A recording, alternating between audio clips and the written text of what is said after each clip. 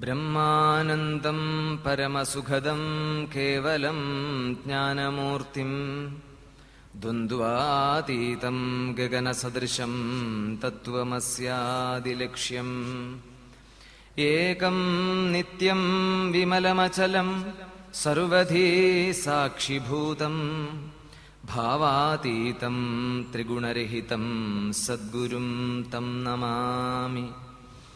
യോന്തപ്രവിശ്യ മമ വാചമിമാം പ്രസുപ്താം സഞ്ജീവയത്യഖിലശക്തിധരസ്വധാംനാ അന്യാം ച ഹസ്തചരണശ്രവണത്വഗാദീൻ പ്രാണാന്നമോ ഭഗവതേ പുരുഷായ തുഭ്യം.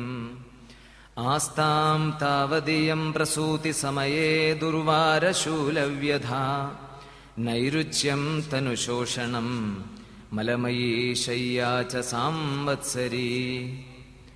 ഏകസ്യാപി ന ഗർഭഭാരഭരണക്ലേശസ്യ യസ്യാക്ഷമഃ ദാതും നിഷ്കൃതിമുന്നതോപി തനയഃ തസ്യൈ ജനന്യൈ നമഃ.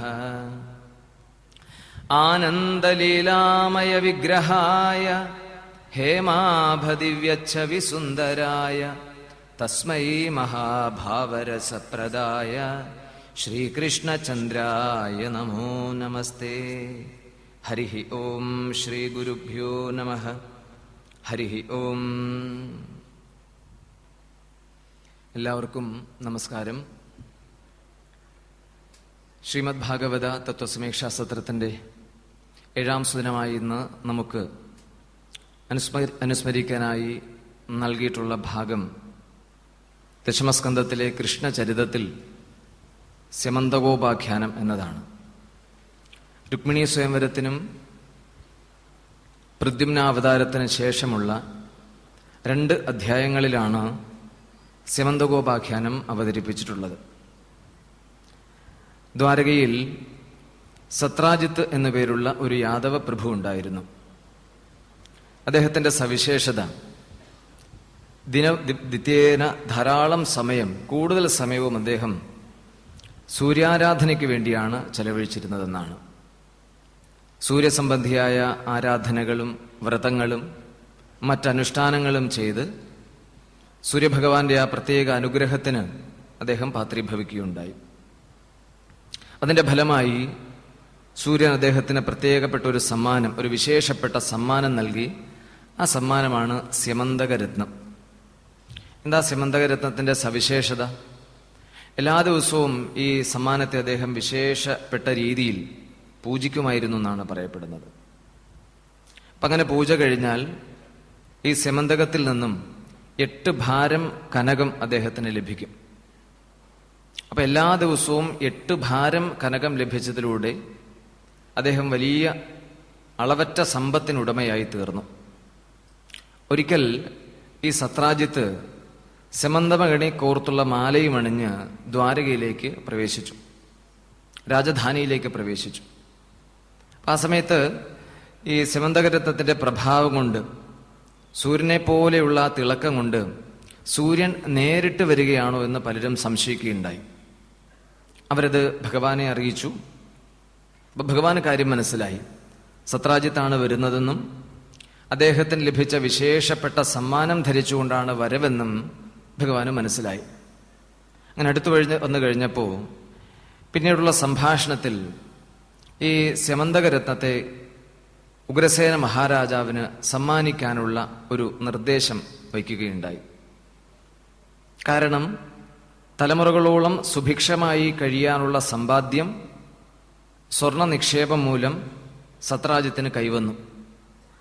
ഇനി വരുന്ന തലമുറകൾക്ക് ഈ സമ്പത്ത് അനുഭവയോഗ്യമാകണമെങ്കിൽ സെമന്തകരത്നം മൂലം സിദ്ധിച്ച ഈ ധനത്തിന്റെ നല്ലൊരു ഭാഗം ധാർമ്മികമായ കാര്യങ്ങൾക്ക് വിനിയോഗിച്ച് അതിൻ്റെതായ പുണ്യ പരിരക്ഷണം നേടേണ്ടതുണ്ട്. അപ്പൊ അളവറ്റ സമ്പത്തുണ്ട് സത്രാജിത്തിന്. എണ്ണമറ്റ തലമുറകൾക്ക് സുഭിക്ഷമായി കഴിയാം. അത് സ്വർണ സമ്പാദ്യമായിട്ടാണ് അദ്ദേഹത്തിന് കൈവന്നിട്ടുള്ളത്.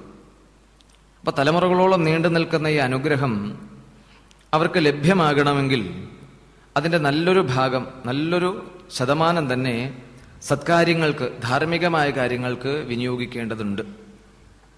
ഇത് ശ്രീമദ് ഭാഗവതം എക്കാലവും ലോകത്തിന് നൽകുന്ന വളരെ വലിയ ഒരു സന്ദേശവും മൂല്യവും ആദർശവുമാണ്.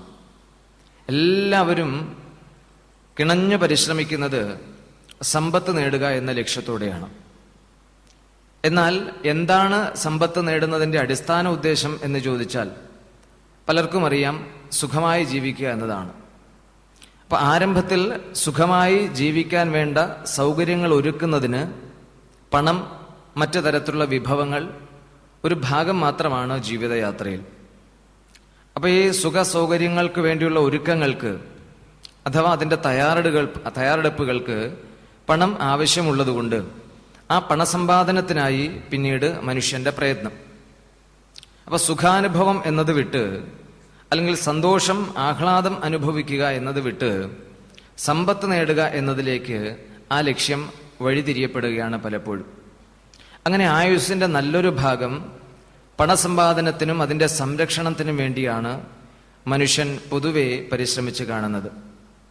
ഇവിടെ ശ്രീമദ് ഭാഗവതം നമുക്ക് മനുഷ്യ സമൂഹത്തിന് ഉദാത്തമായ ഒരാശയം, തത്വചിന്തയിൽ അധിഷ്ഠിതമായ ഒരു ആദർശം നമുക്ക് പങ്കുവയ്ക്കുന്നു.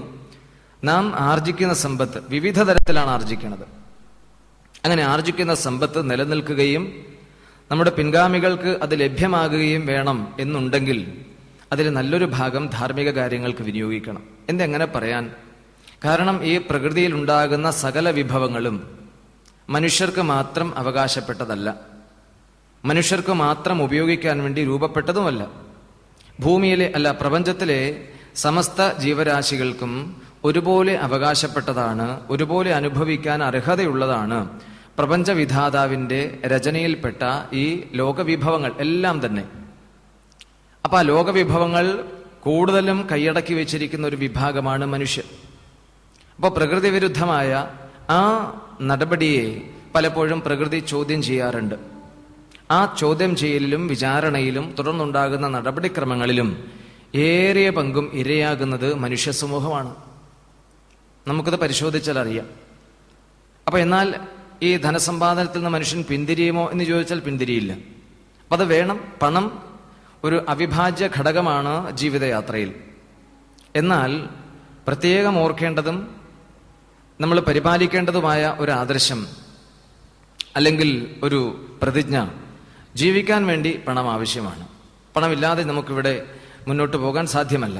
പക്ഷേ ജീവിതം ധനസമ്പാദനത്തിന് വേണ്ടി ആകരുത് എന്നത് പ്രത്യേകം ഓർത്തു വയ്ക്കുക.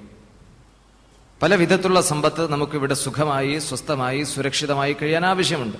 പക്ഷെ അവയ്ക്ക് വേണ്ടി ജീവിതം വിനിയോഗിക്കുന്നത് ശുദ്ധ അബദ്ധമാണ്, അല്ലെങ്കിൽ വിഡ്ഢിത്തമാണ് എന്നതാണ് ഭാഗവതത്തിന്റെ അഭിപ്രായം. അത് വെളിപ്പെടുത്തുക എന്നതാണ് ഈ സ്യമന്തകോപാഖ്യാനത്തിന്റെ ഒരു ഭൗതികമായ ഉദ്ദേശം. അതിനൊരു ശീർഷകം, ഈ സ്യമന്തകോപാഖ്യാനത്തിന് ഒരു ശീർഷകം, ഒരു തലവാചകം എഴുതിയാൽ അർത്ഥം എങ്ങനെയാണ് അനർത്ഥങ്ങൾ ഉണ്ടാക്കുന്നത്, അമിതമായ സമ്പത്ത് ഏത് രീതിയിലാണ് അനർത്ഥങ്ങൾ വരുത്തി വയ്ക്കുന്നത് എന്ന് പഠിക്കാനുള്ള ഒരു സന്ദർഭം ഈ സമന്തക കഥയിലുണ്ട്. ഭാഗവതത്തിലെ എല്ലാ കഥകൾക്കും ചരിത്രങ്ങൾക്കും ഒരു ഗുണപാഠം അല്ലെങ്കിൽ ഒരു സന്ദേശം, കുറച്ചുകൂടി അപ്പുറത്തേക്ക് പോയാൽ ഒരു താത്വികമായ വിവരണമുണ്ടാകും. അപ്പൊ നമ്മുടെ തലം, അതായത് നമ്മുടെ നില ഏത് അവസ്ഥയിലാണോ അതിനനുസരിച്ച് ഭാഗവതത്തിലെ ആശയങ്ങളോ സന്ദേശങ്ങളോ നിർദ്ദേശങ്ങളോ സ്വാംശീകരിച്ച് ജീവിക്കുന്നതാണ് നല്ലത്. അപ്പൊ നമ്മുടെ ബുദ്ധി വ്യാപാരം, മാനസിക നില, ജീവിത പശ്ചാത്തലം, ചുറ്റുപാടുകൾ, ഇങ്ങനെ പല ഘടകങ്ങളും നമ്മളെ നയിക്കുന്നതിന് വളരെ വലിയ പങ്കുവഹിക്കുന്നുണ്ട്. അവയെ തിരിച്ചറിഞ്ഞ് അവയ്ക്ക് അനുയോജ്യമായ ആശയങ്ങളും സന്ദേശങ്ങളും സ്വാംശീകരിക്കപ്പെടുമ്പോൾ മാത്രമേ ജീവിതം സുഗമമാകൂ, സുഭദ്രമാകൂ, സന്തോഷനിർഭരമാകൂ. നമ്മൾ ജീവിക്കുന്നത് ഏറ്റവും താഴ്ന്ന മാനസിക നിലവാരത്തിലും ബുദ്ധി വളർച്ചയിലും ആണെങ്കിൽ അത്യുന്നതമായ ആശയങ്ങളും ചിന്തകളും അതുപോലെ താത്വികമായ വിവരണങ്ങളും സുഗ്രാഹ്യമാകില്ല, നമുക്കത് പിന്തുടരാനും സാധ്യമല്ല. അതുകൊണ്ട് നമ്മുടെ പ്രായോഗിക ജീവിതത്തിന് അനുയോജ്യമായ ആശയങ്ങളോ ചിന്താഗതികളോ മാതൃകകളോ അടർത്തിയെടുത്ത് അവയിലൂടെ സഞ്ചരിച്ച് ധർമാചരണത്തിലൂടെ അന്ധകരണ പരിശുദ്ധി, അല്ലെങ്കിൽ ചിത്തശുദ്ധി കൈവരിക്കാനാണ് ഭാഗവതം നിർദ്ദേശിക്കുന്നത്. അതിനാണ് ഇത്രയധികം രാജാക്കന്മാരുടെ ചരിത്രങ്ങൾ, സംഭവങ്ങൾ, അതുപോലെ മനക്കൽപ്പിതമായ കഥകളൊക്കെ ഭാഗവതത്തിൽ മഹർഷി വർണ്ണിച്ചിട്ടുള്ളത് ഈ ഒരു അടിസ്ഥാനത്തിലാണെന്ന് കരുതേണ്ടതുണ്ട്. അപ്പൊ നാം ആർജിക്കുന്ന സമ്പത്തിന്റെ നല്ലൊരു ഭാഗം ധാർമ്മികമായ കാര്യങ്ങൾക്ക് വിനിയോഗിക്കണമെന്ന് പറയുമ്പോൾ ലോകക്ഷേമകരമായ പ്രവൃത്തികൾക്കൊക്കെ അതിൽ വളരെ സാധ്യതയുണ്ട്. എന്നാൽ ഇന്നത്തെ ഒരു പശ്ചാത്തലത്തിൽ ഈ ധാർമ്മിക കാര്യങ്ങൾക്ക്, ദേവകാര്യങ്ങൾക്ക് വിനിയോഗിക്കുന്നത് പലപ്പോഴും ഈ പൂജ, അങ്ങനെ മറ്റ് വഴിപാടുകൾ, അർച്ചനകൾ, ഇങ്ങനെയുള്ള കാര്യങ്ങൾക്ക് തുച്ഛമായ പണം വിനിയോഗിക്കുക, അല്ലെങ്കിൽ നമ്മുടെ അധീനതയിലുള്ള സമ്പത്ത് വിനിയോഗിക്കുക, ബാക്കിയുള്ള സിംഹഭാഗവും നമ്മുടെ ആവശ്യങ്ങൾക്ക് സൂക്ഷിച്ചു വയ്ക്കുക, ഉപയോഗിക്കുക എന്നൊരു പ്രവണതയാണ്. ഇത് നമ്മുടെ ശാസ്ത്രങ്ങളോ ധർമ്മഗ്രന്ഥങ്ങളോ അനുവദിക്കുന്നില്ല. നമുക്ക് എത്രത്തോളം വേണമെങ്കിലും അധ്വാന ശേഷി കൊണ്ട് സമ്പാദിക്കാം. നമ്മുടെ കായിക ബലം കൊണ്ടോ മനസ്സിന്റെ ഭാവനാശേഷി കൊണ്ടോ ബുദ്ധിയുടെ മികവ് കണ്ടോ എത്രത്തോളം ധനം എന്ന് പറയുമ്പോൾ കറൻസി എന്ന് മാത്രം അർത്ഥമെടുക്കരുത്, ഏതും. അപ്പൊ എന്തും നമുക്ക് ആർജിക്കാം. അത് നിലനിൽക്കണം. ആ ധനം നമുക്ക് സന്തോഷം നൽകണം, നമുക്ക് സംതൃപ്തി നൽകണം. അത് സുഖമായ ജീവിതത്തിന് ഉപയോഗപ്പെടണമെങ്കിൽ അത് ധാർമ്മികമായ രീതിയിൽ ആർജിക്കപ്പെടേണ്ടതുണ്ട്. അനാശാസ്യമോ അധാർമികമോ ആയ മാർഗങ്ങളിലൂടെ ആർജിക്കപ്പെടുന്ന ഒരു സമ്പത്തും നിലനിൽക്കില്ല. അത് നമുക്ക് പ്രയോജനകരമാവില്ല. ഇത് നമ്മുടെ ധർമ്മശാസ്ത്രങ്ങളൊക്കെ ആവർത്തിച്ച് ഉദ്ഘോഷിക്കുന്ന ഒരു യാഥാർത്ഥ്യമാണ്. എല്ലാവർക്കും ഇത് കേൾക്കുമ്പോൾ ശരിയാണെന്ന് തോന്നുമെങ്കിലും ഈ കാര്യം പിന്തുടരാൻ പുറപ്പെടുമ്പോൾ പലതരത്തിലുള്ള വൈഷമ്യങ്ങൾ നേരിടേണ്ടി വരുന്ന സമയത്ത് പലപ്പോഴും നമ്മൾ ആദർശത്തെ മാറ്റിവെക്കുകയും ആവശ്യത്തെ മുറുകെ പിടിക്കുകയുമാണ് പതിവ്. നമ്മുടെ താല്പര്യങ്ങൾക്ക് പ്രാധാന്യം നൽകി ആദർശങ്ങളോ അല്ലെങ്കിൽ ഉപദേശങ്ങളോ സന്ദേശങ്ങളോ മഹാത്മാക്കളുടെ നിർദ്ദേശങ്ങളോ ഒക്കെ അവഗണിക്കപ്പെടാറാണ് പതിവ്. അതിന്റെ പരിണിതഫലമോ വലിയ പരാജയങ്ങളും തീരാ ദുഃഖവുമായിരിക്കും പലർക്കും ഉണ്ടാകുക. അപ്പൊ ഇവിടെ ഒരു ഉദാഹരണത്തിലൂടെ ഈ കാര്യങ്ങളെ ശ്രീമദ് ഭാഗവതം നമ്മുടെ മുമ്പിൽ അനാവരണം ചെയ്യുന്നു. അപ്പോൾ സത്രാജിത്തിന് ലഭിച്ച ഈ ദിവ്യാനുഗ്രഹം നിലനിൽക്കുന്നതിനും അതിന്റെ ആ തുടർച്ച വരും തലമുറകൾക്ക് ലഭിക്കുന്നതിനുമായി ഒരു അവസരം ഭഗവാൻ സത്രാജിത്തിന് നൽകുകയാണ്. അപ്പോൾ രാജാവിന് സമ്മാനിക്കുമ്പോൾ അത് രാജ്യത്തിന്റെ പൊതുസമ്പത്തായി മാറും. ഖജനാവിൽ അത് നിക്ഷേപിക്കപ്പെടും. ഖജനാവിൽ ഈ സമന്തകരത്നം വിധിയാമണ്ണം പൂജിക്കപ്പെട്ടാൽ അവിടെയുണ്ടാകും ഈ സ്വർണാഭിവൃദ്ധി. അപ്പൊ നിത്യവും 8 ഭാരം എന്ന് പറയുമ്പോൾ ഈ 8 ഭാരം എന്ന് പറഞ്ഞാൽ പഴയ കാലത്തെ അളവ് തൂക്ക സമ്പ്രദായത്തിലെ ഒരു മാനദണ്ഡമാണ് ഈ ഭാരം. ഇനി ഏതാണ്ട് 40-50 കിലോഗ്രാം തൂക്കമുണ്ടാകും ഈ 8 ഭാരം സ്വർണം എന്ന് പറയും. അപ്പൊ 8 ഭാരം കനകം നിത്യേന ലഭിക്കുമ്പോൾ നിങ്ങളൊന്ന് സങ്കല്പിച്ചു നോക്കൂ, എന്തായിരിക്കും സത്രാജിത്തിന്റെ ആസ്തി? എത്ര ആയിരിക്കും? എല്ലാ ദിവസവും 8 ഭാരം 40 കിലോഗ്രാം സ്വർണം വീതം കിട്ടുന്ന ഒരാളുടെ ആസ്തി എത്രത്തോളം ഉണ്ടാകും? നമുക്ക് മനസ്സുകൊണ്ടൊന്നും സങ്കല്പിക്കാൻ പറ്റില്ല, എഴുതി കണക്കൂട്ടാൻ പറ്റില്ല. അത്രയും അളവറ്റ സ്വർണ്ണ നിക്ഷേപം അദ്ദേഹത്തിനുണ്ടായിക്കഴിഞ്ഞു. ഇത് പുറത്തൊക്കെ അറിയുകയും ചെയ്തു, പലരും ചർച്ച ചെയ്തു. അപ്പൊ ഈ സമ്പത്ത് പൊതു ആവശ്യങ്ങൾക്ക്, പ്രത്യേകിച്ച് രാജ്യക്ഷേമ കാര്യങ്ങൾക്ക് വിനിയോഗിക്കുന്നതാണ് ഉത്തമം, നല്ലതാണ്. അല്ലാതെ സൂക്ഷിക്കപ്പെട്ടാൽ അത് പലതരത്തിലുള്ള അപകടങ്ങൾ ക്ഷണിച്ചു വരുത്തും. അപ്പൊ അതിനൊരു അവസരം സത്രാജിത്തിന് ഭഗവാൻ നൽകുന്നതാണ്. രാജഭണ്ഡാരത്തിലേക്ക് കുറച്ചു കാലത്തേക്ക് നിക്ഷേപിക്കാനുള്ള ഒരു പ്രേരണ അല്ലെങ്കിൽ പ്രോത്സാഹനം നൽകുക.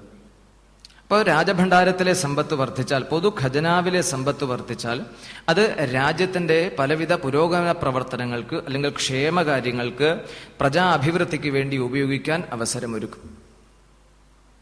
അപ്പൊ സത്രാജിത്ത് ആദ്യം ചിന്തിച്ചപ്പോൾ ശരിയാണെന്ന് തോന്നി. ശരിയാണ്, കൃഷ്ണൻ പറയുന്നതിൽ കാര്യമുണ്ട്. ഈ കിട്ടിയ ഈ സൂര്യന്റെ അനുഗ്രഹം കൊണ്ട് കിട്ടിയ ഈ സെമന്തകം കൈവശം ഉണ്ടാകണം. എല്ലാ ദിവസവും 8 ഭാരം സ്വർണം ലഭിക്കണം. മാത്രമല്ല ഇനി വരുന്ന ഒട്ടേറെ തലമുറകൾക്ക് സുഖമായി ജീവിക്കാൻ ഈ സമ്പാദ്യം ഉപയോഗപ്പെടണം. അപ്പൊ അതിന് ഒരു സുരക്ഷിതത്വം ഈ പുണ്യപ്രവൃത്തി മൂലം ഉണ്ടാകാൻ ഒരു അവസരം ഭഗവാൻ നൽകിയത് വളരെ സന്തോഷം തോന്നിച്ചു സത്രാജിത്തിന്റെ ഉള്ളിൽ ആദ്യത്തിൽ. പക്ഷെ ഉടനടി മനസ്സിൽ തോന്നിയ ആ ഒരു ആവേശം, താല്പര്യം കെട്ടടങ്ങി. ഉടനെ ആലോചിച്ചു, എന്താണെന്നറിയാമോ, ഈ ആവേശത്തിന്റെ പേരിൽ സെമന്തകം കുറച്ചു കാലത്തേക്കാണെങ്കിൽ കൂടി രാജഭണ്ഡാരത്തിലേക്ക് നൽകിയാൽ അത് തിരികെ കിട്ടുന്ന കാര്യത്തിൽ വലിയ ഉറപ്പുണ്ടാകില്ല. ഇതൊന്നും നമുക്കറിയാം. പൊതുകാര്യങ്ങൾക്ക് വേണ്ടി അല്ലെങ്കിൽ സർക്കാരിലേക്ക് നമ്മുടെ കൈവശമുള്ള സമ്പത്തോ ഭൂമിയോ മറ്റെന്തെങ്കിലും നിക്ഷേപങ്ങളോ പണമോ എന്തുമാകട്ടെ നമ്മുടെ അധീനതയിലുള്ളത് അത് കൊടുക്കാം. വളരെ ലളിതമായ നടപടിക്രമങ്ങളെ അതിനുള്ളൂ.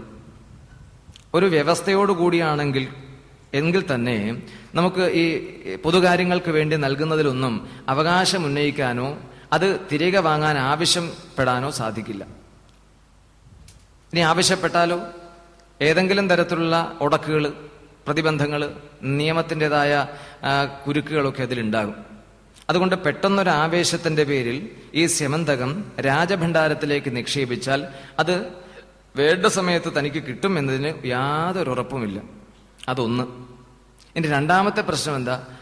ആവശ്യപ്പെട്ടിരിക്കുന്നത് കൃഷ്ണനാണ്. കൃഷ്ണന്റെ സ്വഭാവവും ഇതുവരെയുള്ള ജീവിതവും പരിശോധിച്ചാൽ കൃഷ്ണൻ എന്താഗ്രഹിക്കുകയും ആവശ്യപ്പെടുകയും ചെയ്തിട്ടുണ്ടോ അത് അദ്ദേഹം നേടിയിട്ടുണ്ട്. അപ്പൊ കൊടുത്താലും കുഴപ്പം, കൊടുത്തില്ലെങ്കിലും കുഴപ്പം. കൊടുത്താൽ എന്താ കുഴപ്പം? കിട്ടുമെന്ന കാര്യത്തിൽ ഉറപ്പില്ല. കൊടുത്തില്ലെങ്കിലോ ഏതെങ്കിലും തരത്തിൽ കൃഷ്ണൻ അത് കൈക്കലാക്കും. അതുകൊണ്ട് സത്രാജിത്തിന് ഒരു ആശയക്കുഴപ്പം, കൊടുക്കണോ വേണ്ടയോ. അങ്ങനെ കൊടുക്കണമോ വേണ്ടയോ എന്നുള്ള ചിന്ത മനസ്സിലിങ്ങനെ വടംവലിയായി അവസാനം നമ്മളൊക്കെ തീരുമാനിക്കുന്നത് പോലെ കൊടുക്കണ്ട എന്ന് തീരുമാനിച്ചു. പറഞ്ഞില്ല, മിണ്ടിയില്ല. മിണ്ടിയല്ല, കൊടുക്കാമെന്ന് പറഞ്ഞാലല്ല പ്രശ്നമുള്ളൂ, കൊടുക്കില്ല എന്നറിയിച്ചാലല്ല തകരാറുള്ളൂ. അതുകൊണ്ട് കൊടുക്കാമെന്നോ കൊടുക്കില്ല എന്നോ മറുപടി പറഞ്ഞില്ല, മൗനം ഭരിച്ചു.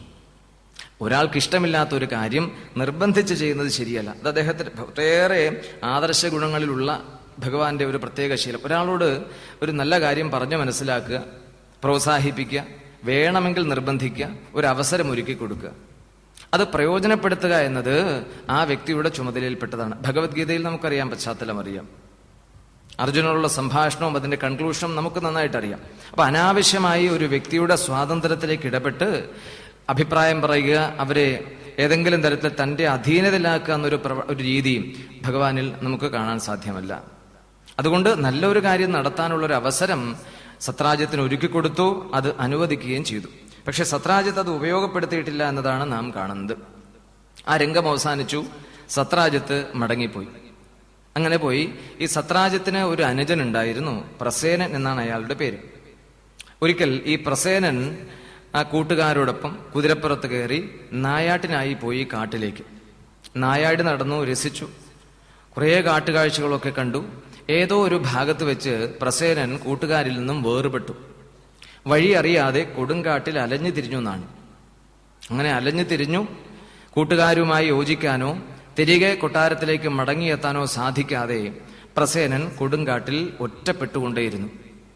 കുറേ ദൂരം യാത്ര ചെയ്ത് പ്രസേനൻ ഒരു സിംഹം താമസിക്കുന്ന ഗുഹയ്ക്ക് സമീപമെത്താനിടയായി. ഗുഹയ്ക്ക് മുമ്പിൽ ഇരകാത്ത് കിടന്ന സിംഹം പ്രസേനൻ ദൂരെ നിന്ന് വരുന്നത് തന്നെ കണ്ടു. പെട്ടെന്ന് പ്രസേനെ കാണാൻ പറ്റി. കാരണം കഴുത്തിൽ അണിഞ്ഞിരുന്നത് സൂര്യപ്രഭയുള്ള സെമന്തകരത്നമാണ്. സൂര്യൻ കൊടുത്ത സമ്മാനത്തിന് സൂര്യന്റെ പ്രഭയുണ്ടാകണമല്ലോ. ഇതൊക്കെ നമുക്ക് ചെറിയ ചെറിയ ചില ആശയങ്ങൾ നൽകുന്നതാണ്. അപ്പൊ സൂര്യൻ കൊടുത്ത സമ്മാനം കഴുത്തിലണിഞ്ഞ പ്രസേനനെ വളരെ ദൂരെ നിന്ന് തന്നെ സിംഹം തിരിച്ചറിയുകയാണ്. പ്രസേനനാണെന്നല്ല തിരിച്ചറിയുന്നത്, ഒരു മനുഷ്യൻ വരുന്നു, തന്റെ ഇര വരുന്നതായിട്ട് സിംഹത്തിന് മനസ്സിലായി. അപ്പൊ എന്തായിരിക്കാം ഇതിൽ നിന്ന് നമുക്ക് വായിച്ചെടുക്കാനുള്ളത്? നമ്മൾ ആർക്കെങ്കിലും ഏതെങ്കിലും അവസരത്തിൽ, വിശേഷാവസരങ്ങളിൽ, ഒന്നുകിൽ പിറന്നാള്, അല്ലെങ്കിൽ ഗൃഹപ്രവേശം, വിവാഹം, മറ്റേതെങ്കിലും മംഗള സന്ദർഭങ്ങൾ, അങ്ങനെ പോകുന്ന സമയത്ത് അവരുമായുള്ളൊരു ബന്ധം ഉറപ്പിക്കുന്നതിന് ചില പാരിതോഷികങ്ങളൊക്കെ നമ്മൾ നൽകാറുണ്ട് ആ സന്ദർശനത്തോടൊപ്പം. പലപ്പോഴും പാരിതോഷികങ്ങളൊക്കെ നൽകണത് വില കുറഞ്ഞതോ ഇനി കുറച്ച് കൂടുതൽ കാലം ഉപയോഗിക്കാൻ പറ്റാത്തതൊക്കെയാണ് നമ്മൾ കൊടുക്കുക. വലിയൊരു പെട്ടി, ആ പെട്ടിക്കുള്ളൊരു പെട്ടി, അതിനുള്ളിൽ വേറൊരു പെട്ടി, അതിനുള്ളൊരു തീപ്പെട്ടി, ഇങ്ങനെ. അപ്പൊ ഏറ്റവും വില കുറഞ്ഞതും ഉപയോഗരഹിതവുമായ പലപ്പോഴും അങ്ങനെ കാണാം. പക്ഷെ ഇവിടെ പറയണു, നാം ആർക്കെങ്കിലും ഒരു സമ്മാനം നൽകുമ്പോൾ അതിലൂടെ വെളിവാകുന്നത് നമ്മുടെ വ്യക്തിത്വമാണ്, നമ്മുടെ ആദർശമാണ്, നമ്മുടെ സ്വഭാവമാണ്, നമ്മുടെ സംസ്കാരമാണ്, നമ്മുടെ മഹിമയാണ്. അപ്പൊ നാം പിന്തുടരുന്ന, നാം ഉയർത്തിപ്പിടിക്കുന്ന ആദർശത്തിന്റെ പ്രതിരൂപമാണ്, അല്ലെങ്കിൽ അതിന്റെ ഒരു ബിംബമാണ് നാം ഒരാൾക്ക് നൽകുന്ന ഉപഹാരം. അതുകൊണ്ട് പലപ്പോഴും ഈ അറിവുള്ളവർ, അല്ലെങ്കിൽ ശാസ്ത്രങ്ങളൊക്കെ നന്നായി പഠിച്ചിട്ടുള്ളവർ, മറ്റുള്ളവർക്ക് ആ വെളിവുണ്ടാകണമെന്ന് വിചാരിക്കുന്നവർ വില കുറഞ്ഞ പാരിതോഷികങ്ങളല്ല നൽകാറ്, മറിച്ച് അറിവുണ്ടാകാൻ സഹായിക്കുന്ന ഉത്കൃഷ്ട ഗ്രന്ഥങ്ങൾ സമ്മാനിക്കും. അതിനൊരിക്കലും നാശം സംഭവിക്കില്ല. ഏതെങ്കിലും ഒരു ഘട്ടത്തിൽ പ്രായം ചെല്ലുമ്പോഴെങ്കിലും ഒന്ന് തുറന്ന് കുറച്ചു നേരം വായിക്കാനുള്ളൊരു അവസരം ഉണ്ടാകും എന്ന പ്രതീക്ഷയോടുകൂടി അങ്ങനെയുള്ള സദ്ഗ്രന്ഥങ്ങൾ സമ്മാനിക്കുന്നവരുണ്ട്. അപ്പൊ അതാണ് ഏറ്റവും നഹി ജ്ഞാനേന സദൃശം പവിത്രം ഇഹ വിദ്യതേ. അപ്പൊ അറിവ് വർദ്ധിപ്പിക്കുന്ന തരത്തിൽ അതിനെ സഹായിക്കുന്ന ഉത്കൃഷ്ട ഗ്രന്ഥങ്ങൾ സമ്മാനിക്കുന്നതാണ് ഏറ്റവും ഉചിതമായ പാരിതോഷികം എന്നുകൂടി പറഞ്ഞു വെക്കട്ടെ ഇതിന്റെ കൂട്ടത്തിൽ. അപ്പോ സൂര്യൻ നൽകിയ സമ്മാനം കഴുത്തിലണിഞ്ഞ് പോയ പ്രസേനനെ സിംഹം തിരിച്ചറിഞ്ഞു, കാത്തിരുന്നു. അടുത്തു വന്നപ്പോൾ ചാടി വീണു, ആക്രമിച്ചു. പെട്ടെന്നുണ്ടായ ആക്രമണത്തിൽ പ്രസേനനും കുതിരയും കൊല്ലപ്പെട്ടു, നിലത്ത് വീണു പിടഞ്ഞു മരിച്ചു. വൈകുന്നേരമായി. പ്രസേനനോടൊപ്പം കാട്ടിൽ നായാട്ടിന് പോയ കൂട്ടുകാരെല്ലാം തിരികെ എത്തി. വളരെ നേരം കാത്തിരുന്നിട്ടും പ്രസേനനെ കാണാനില്ല. സത്രാജിത്ത് വല്ലാതെ വിഷമിച്ചു. ഇരുട്ട് പരക്കുന്തോടും അദ്ദേഹത്തിന്റെ വിഷമവും വർദ്ധിച്ചു വന്നു, ദുഃഖം കൂടി വന്നു. ഈ പ്രസേനൻ പോയതിലായിരുന്നില്ല സത്രാജിത്തിന് കൂടുതൽ വിഷമം. പ്രസേനൻ പോയെങ്കിൽ പോട്ടെ, അതൊരു വിഷയമല്ല. പ്രസേനോടൊപ്പം തനിക്ക് നഷ്ടപ്പെട്ടിരിക്കുന്നത് എല്ലാ ദിവസവും 8 ഭാരം സ്വർണം നൽകിക്കൊണ്ടിരിക്കുന്ന വിശേഷ സമ്മാനമാ, സൂര്യസമ്മാനമാ സ്യമന്തകമാണ്. അത് തിരികെ കിട്ടാത്തതിലാണ് സത്രാജിത്തിന്റെ മനോവിഷമം കൂടുതലായി. അപ്പൊ കാത്തിരുന്നു. രാത്രി ഏറെ വൈകി, ഉറക്കം വന്നില്ല. പ്രഭാതമായി, പ്രസേനനെ കാണാനില്ല. വിഷമിച്ചു. പിന്നീട് എന്ത് ചെയ്തു സത്രാജിത്ത്? പ്രസേനൻ പോയ വഴിയിലൂടെയൊക്കെ പോയി തെരഞ്ഞു. കുറെ കാട്ടിലൊക്കെ ചുറ്റിത്തിരിഞ്ഞ് നടന്നിട്ടും പ്രസേനനെയും കിട്ടിയില്ല. യാതൊരു സൂചനയും പ്രസേനനെ കുറിച്ച് ലഭിക്കാതെ നിരാശനായി മടങ്ങി വന്നു. വിഷമിച്ചിരുന്നു. ദിവസങ്ങൾ മുന്നോട്ട് പോയിക്കൊണ്ടിരുന്നു. സത്രാജിത്തിന്റെ വൈഷമ്യവും വർദ്ധിച്ചു വന്നു. പലതും ചിന്തിച്ചു. എന്തായിരിക്കാം പ്രസേനന്റെ തിരോധാനത്തിന് കാരണം? ഒന്നാമത്, പ്രസേനൻ ആദ്യമായിട്ടല്ല നായാട്ടിന് പോകുന്നത്. കൂട്ടുകാരുണ്ടായിരുന്നു, ആയുധധാരിയാണ്, അഭ്യാസിയാണ്, വന്യമൃഗങ്ങളെ നേരിട്ടുള്ള പരിചയവും പ്രസേനനുണ്ട്. അപ്പൊ ഒരു ആപത്ത് പിണയുക എന്നത് അത്ര സാധ്യതയുള്ളതല്ല. അപൂർവമായിട്ടേ അങ്ങനെ ഒരു ആപത്ത് പിണയാൻ സാധ്യതയുള്ളൂ. കാരണം മുൻപൊക്കെ പോയിട്ടുള്ളതാണ് ഇതേ രീതിയിൽ. അപ്പൊ ആ വഴിക്ക് ചിന്തിച്ചപ്പോ ഒരു ഉത്തരം സത്രാജിത്തിന് ലഭിച്ചില്ല പ്രസേനന്റെ തിരോധാനത്തിൽ. പിന്നെ ചിന്ത പല വഴിക്ക് പോയി. മറ്റു പല ചിന്തകളും പ്രസേനന്റെ ഉള്ളിൽ ഉണർന്നു വന്നു. ഇനി ആകെ ഒരു കാരണം ഈ സെമന്തകം കൈവശമുള്ളതാണ്. സെമന്തകത്തിൽ താത്പര്യമുള്ള ആരെങ്കിലും അത് കൈക്കലാക്കാൻ വേണ്ടി സത്രാജിത്തിനെ അപായപ്പെടുത്തിയിട്ടുണ്ടാകാം, അല്ലെങ്കിൽ തട്ടിക്കൊണ്ടുപോയിട്ടുണ്ടാകാം. മറ്റൊന്നും പ്രസേനന്റെ തിരോധാനത്തിന് അദ്ദേഹത്തിന്റെ ഉള്ളിൽ തെളിഞ്ഞു വന്നില്ല. അപ്പൊ ആരാണ് ഇത്ര കരുത്തൻ പ്രസേനോട് എതിർക്കാനുള്ളതും തട്ടിക്കൊണ്ടുപോകാനുള്ളതും? ആ വഴിക്ക് ചിന്തിച്ചപ്പോഴാണ് പഴയ ഒരു സംഭവം സത്രാജിത്തിന് ഓർമ്മയിൽ വന്നത്. പണ്ട് കൃഷ്ണൻ തന്നോട് ഈ സമന്തകത്തെക്കുറിച്ച് സംസാരിച്ചിരുന്നു. ഉഗ്രസേന മഹാരാജാവിനെ സമ്മാനിക്കാൻ നിർദ്ദേശിച്ചിരുന്നു. രാജഭണ്ഡാരത്തിൽ സൂക്ഷിക്കാനായി അദ്ദേഹം പറയുകയുണ്ടായി. ഇതെല്ലാം ചേർത്ത് വെച്ച് വായിക്കുമ്പോൾ മറ്റാരുമല്ല ഇതിന്റെ പിന്നിൽ പ്രവർത്തിച്ചിട്ടുണ്ടാകുക കൃഷ്ണനാണ്. ഒരു സംശയം, ഊഹം മാത്രമേ ഉള്ളൂ. യാതൊരു ഉറപ്പും തെളിവും ഈ കാര്യത്തിലില്ല. അപ്പൊ പ്രസേനൻ മടങ്ങി വന്നില്ല ഒരു ഭാഗത്ത്. പ്രസേനന്റെ തിരോധാനത്തിന് തക്കതായ കാരണം കണ്ടെത്താൻ സാധിച്ചില്ല അതൊരു വേറൊരു വശത്ത്. ഇങ്ങനെ മനസ്സിൽ പല സംശയങ്ങളും ചിന്തകളും ചില ദുരൂഹതകളും ഒക്കെ ഇങ്ങനെ ഉടലെടുത്ത് അവസാനം കൃഷ്ണന്റെ പിന്നാലെയായി പോക്ക്. വേറെ കാരണങ്ങളൊന്നും മനസ്സിൽ തെളിയാതെ വന്നപ്പോ കൃഷ്ണൻ തന്നെയാണ് ഇതിന്റെ പിന്നിൽ പ്രവർത്തിച്ചിട്ടുണ്ടാകുക എന്ന് ഉറപ്പിച്ചു. സംശയം മാത്രമാണെങ്കിൽ അത് ഉറപ്പിച്ചു. ആ സംശയം ബലപ്പെട്ടു വന്നു. ദിനം പ്രതി അത് വർദ്ധിച്ചു, വളർന്നു, പടർന്നു, പന്തലിച്ചു. ഊണില്ല, ഉറക്കമില്ല, വിശ്രമമില്ല. സദാപി ഈ സിമന്തകത്തിന്റെ നഷ്ടവും പ്രസേനന്റെ തിരോധാനവും അതിലേർപ്പെട്ട കൃഷ്ണനുമാണ് ഈ സത്രാജിത്തിന്റെ ഉള്ളിൽ സദാപി. അപ്പൊ എല്ലാ ദിവസവും ഇത് ചിന്തിച്ച് സംശയം ബലപ്പെട്ടു, സമാധാനവും സ്വസ്ഥതയും മുഴുവൻ നശിച്ചു.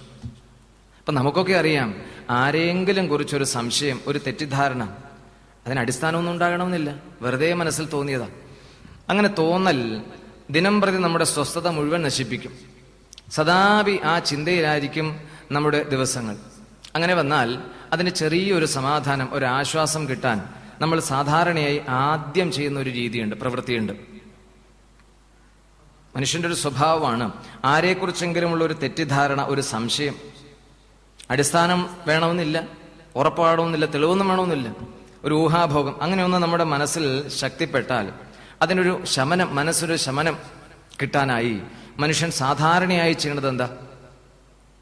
ആരോടെങ്കിലും ഒന്ന് പറയണം. ആദ്യം പറയുന്നതിന് മുമ്പ് ജാമ്യമെടുക്കും. മുൻകൂർ ജാമ്യത്തോടെയാ പറയാ. പറയുന്നതിന് മുമ്പേ, ഇത് രഹസ്യം പങ്കുവയ്ക്കുന്നതിന് മുമ്പേ പറയും ആരോടും പറയരുതെന്ന്. ആരോടും പറയരുത് എന്ന് പറഞ്ഞൊരു രഹസ്യം നമ്മോട് പറഞ്ഞാൽ ഉറപ്പാണ് വായിന്ന് പോകും. അതാ മനുഷ്യൻ. നോക്കൂ, ഒരു കാര്യം ചെയ്യരുത് എന്ന് പറഞ്ഞാൽ അത് ചെയ്യാനുള്ള പ്രവണതയാണ് മനുഷ്യനിൽ കൂടുതലുള്ളത്. ചെയ്യാൻ പറഞ്ഞാലോ ചെയ്യില്ല. ഇപ്പോൾ ദേശീയ ഗാനം കേൾക്കുമ്പോൾ എഴുന്നേറ്റ് നിൽക്കണം എന്നൊരു ഉത്തരവ് വരികയുണ്ടായി. നമ്മളെ കൊണ്ട് പറ്റില്ല. എഴുന്നേൽക്കരുതെന്ന് പറഞ്ഞിരുന്നുവെങ്കിൽ ഉറപ്പാണ് എല്ലാവരും എഴുന്നേറ്റ് നിൽക്കും. ഇതാണ് സ്ഥിതി. ഇവിടെ പാദരക്ഷകൾ പാടില്ല എന്നാ കണ്ടിട്ട് തന്നെ കാര്യം. അന്ന് എന്താ ചെയ്യുന്ന അറിയണല്ലോ. ചെരുപ്പിന്റെ കൂമ്പാരമായിരിക്കും ഇവിടെ. ക്ഷേത്രത്തിന്റെ ഒക്കെ സ്ഥലത്ത് പോകുമ്പോൾ വേറെ ഒന്ന് നോക്കൂ, റെയിൽവേ സ്റ്റേഷനിലോ ബസ് സ്റ്റാൻഡിലോ പോകുമ്പോൾ കാണാം, ഇവിടെ തുപ്പരുത്, ഇവിടെ മാലിന്യങ്ങൾ നിക്ഷേപിക്കരുത്, ശിക്ഷാർഹമാണ്. ഈ ബോർഡ് ഇരിക്കുന്നത് മാലിന്യത്തിന്റെ ഉച്ചിയിലായിരിക്കണത്, ചവറിന്റെ ഉച്ചിയിലായിരിക്കും. അപ്പൊ എന്ത് ചെയ്യരുത് എന്ന് പറഞ്ഞാൽ അത് ചെയ്യാനുള്ള പ്രവണതയാണ് മനുഷ്യ മനസ്സിൽ ആദ്യം ഉണരുക.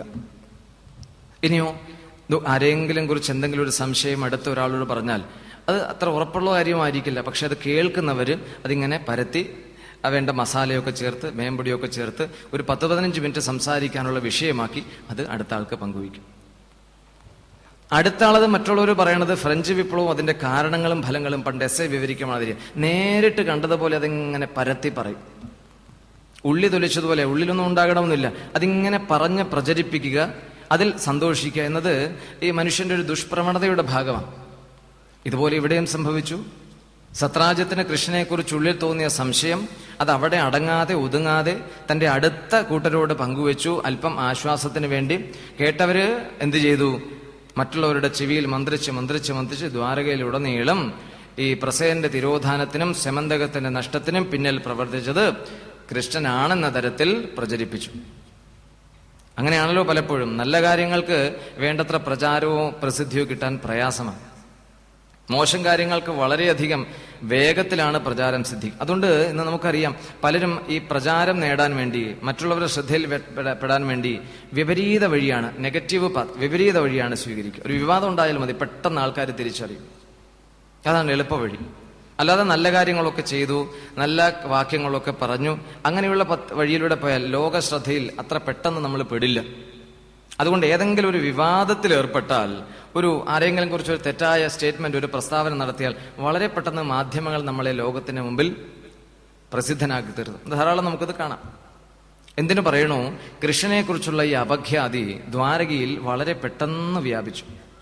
എല്ലാവരും തുറന്നങ്ങോട്ട് ഉറച്ചു പറഞ്ഞില്ലെങ്കിലും ചെവി വഴി ഇങ്ങനെ പറഞ്ഞു. അപ്പൊ നമുക്കും തോന്നില്ല, ആരെങ്കിലും കുറിച്ച് എത്ര ശ്രേഷ്ഠനായാലും എത്ര യോഗ്യനായാലും ചെറിയ ഒരു അപവാദം, ചെറിയൊരു അപരാധം ചെറിയ തോതിൽ കേൾക്കാനിടയാൽ നമ്മുടെ ഉള്ളിൽ ശരിയായിരിക്കും, പക്ഷെ അങ്ങനെ ഉണ്ടായില്ല. അപ്പൊ എല്ലാവരും കൂടി പറയുമ്പോൾ അതിൽ ചില സാധ്യത തോന്നുന്നുണ്ട് എന്ന് നമ്മുടെ ഉള്ളിൽ ആവശ്യമില്ലാത്തൊരു തെറ്റിദ്ധാരണ ഉണരും, അതിങ്ങനെ വളരും. ഇതുപോലെ എല്ലാവർക്കും ബഹുമാന്യനായ, പ്രിയങ്കരനായ, എല്ലാവർക്കും വളരെ ആരാധ്യനായ കൃഷ്ണനെ കുറിച്ചുള്ള ഈ അപഖ്യാതി ദ്വാരകയിൽ ഉടനീളം വ്യാപരിച്ചു. ഭഗവാന്റെ ചെവിയിലും അത് വാർത്തയെത്തി. അപ്പൊ തന്നെക്കുറിച്ചൊരു അപഖ്യാതി, അടിസ്ഥാനമില്ലാത്തതാണ് ആരോപണം. അപ്പൊ ആ ആരോപണം ഈ നാട്ടിലുടനീളം പ്രചരിച്ചപ്പോ തന്നെ അനുസരിക്കുന്ന, തന്നെ അംഗീകരിക്കുന്ന ഈ സമൂഹത്തിലെ ആൾക്കാരുടെ മുമ്പിൽ അതിന്റെ നിജസ്ഥിതി ബോധ്യപ്പെടുത്താൻ തനിക്ക് അർഹതയുണ്ട്, അല്ലെങ്കിൽ തനിക്ക് ബാധ്യതയുണ്ട്.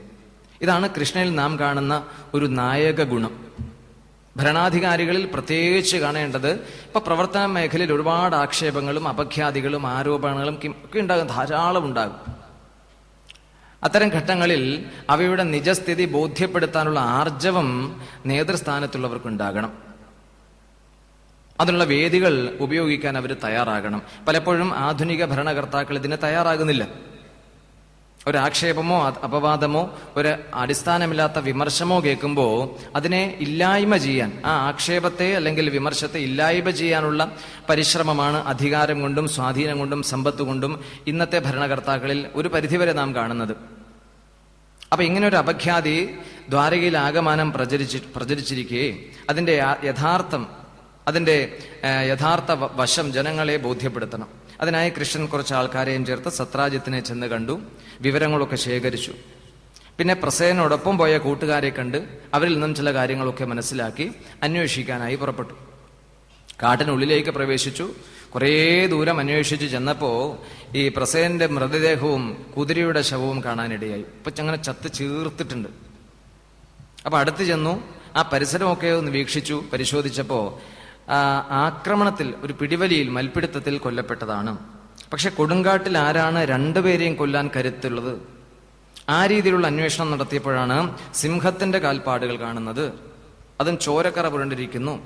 മൃതദേഹത്തിലോ പരിസരത്തോ സെമന്തകമണി കാണാനില്ല. അപ്പൊ സെമന്തകം അപഹരിക്കപ്പെട്ടിരിക്കുന്നു, ഇവർ രണ്ടുപേരും കൊല ചെയ്യപ്പെട്ടിരിക്കുന്നു. ആരാണ് ഇതിന്റെ പിന്നിൽ പ്രവർത്തിച്ചതെന്ന് സൂക്ഷ്മമായി പരിശോധിച്ചപ്പോ ഒരു സൂചന കിട്ടി, സിംഹത്തിന്റെ കാൽപാദങ്ങൾ, അതും ചോരക്കറ പുരണ്ടിരിക്കുന്നു. അപ്പൊ അനുമാനിച്ചു, സിംഹത്തിന്റെ ആക്രമണത്തിൽ കൊല്ലപ്പെട്ടതാണ് ഈ രണ്ടുപേരും. പക്ഷെ സിംഹം എവിടെ? ആ ദിശയിൽ നോക്കിയപ്പോഴാണ് സിംഹം നടന്നുപോയ വഴി കാണുന്നത്. അപ്പൊ ആ കാൽപാദങ്ങൾ പിന്തുടർന്ന് പോയി ഒരു ഗുഹയ്ക്ക് സമീപം ചെന്നു. പക്ഷെ അവിടെ ചെന്നപ്പോഴെന്ത് സംഭവിച്ചു? അവിടെയും സിംഹം കൊല്ലപ്പെട്ട് കിടക്കുകയാണ്. കഥ ഇങ്ങനെ പറഞ്ഞു വേണം. ആരാണ് ഈ സിംഹത്തിന്റെ കൊലപാതകത്തിന് കാരണം? ജാംബവാനാണത്രേ. ജാംബവാൻ ഈ സെമന്തകത്തിൽ മോഹം തോന്നി സിംഹത്തിന്റെ കയ്യിൽ നിന്നും അത് തട്ടിയെടുക്കാനായി സിംഹത്തെയും കൊന്നു. ജാംബവാൻ അതുമായി തന്റെ വാസസ്ഥാനത്ത് മറ്റൊരു ഗുഹയിലെത്തി. അവിടെ കുടുംബസമേതം താമസിക്കുകയാണ് ജാംബവാൻ. ജാംബവാൻ ഈ സെമന്തകരത്നവുമായി ഇരുട്ടു പരന്ന ഗുഹയ്ക്കുള്ളിലേക്ക് കടന്നപ്പോ അവിടെ ആകമാനം പകൽ പോലെ വെളിച്ചം പരന്നു. കുരങ്ങുകൂട്ടികൾ ഓടി വന്നു. അത് വേണം കളിക്കാനായി, കളിക്കോപ്പായി അവർ ആവശ്യപ്പെട്ടു, നിർബന്ധം പിടിച്ചു. ഈ സെമന്തകമണിയാണ്, നിത്യേന പൂജിച്ചാൽ 8 ഭാരം കനകം ലഭിക്കുമെന്നൊന്നും അറിയാതെ ഈ സെമന്തകമണി ജാംബവാൻ കുരങ്ങുകുട്ടികൾക്ക് പന്ത് തട്ടി കളിക്കാനായി കൊടുത്തു. അവരത് പന്തെറിഞ്ഞ് കളിച്ചു.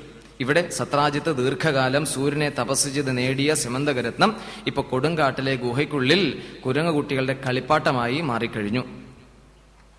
ശരി, അപ്പൊ കൃഷ്ണനും കൂട്ടരും ചെന്ന ദേഹപരിശോധനയൊക്കെ നടത്തി. സെമന്തകം അവിടെയുമില്ല. പക്ഷെ സിംഹം കൊല ചെയ്യപ്പെട്ടിരിക്കുന്നു.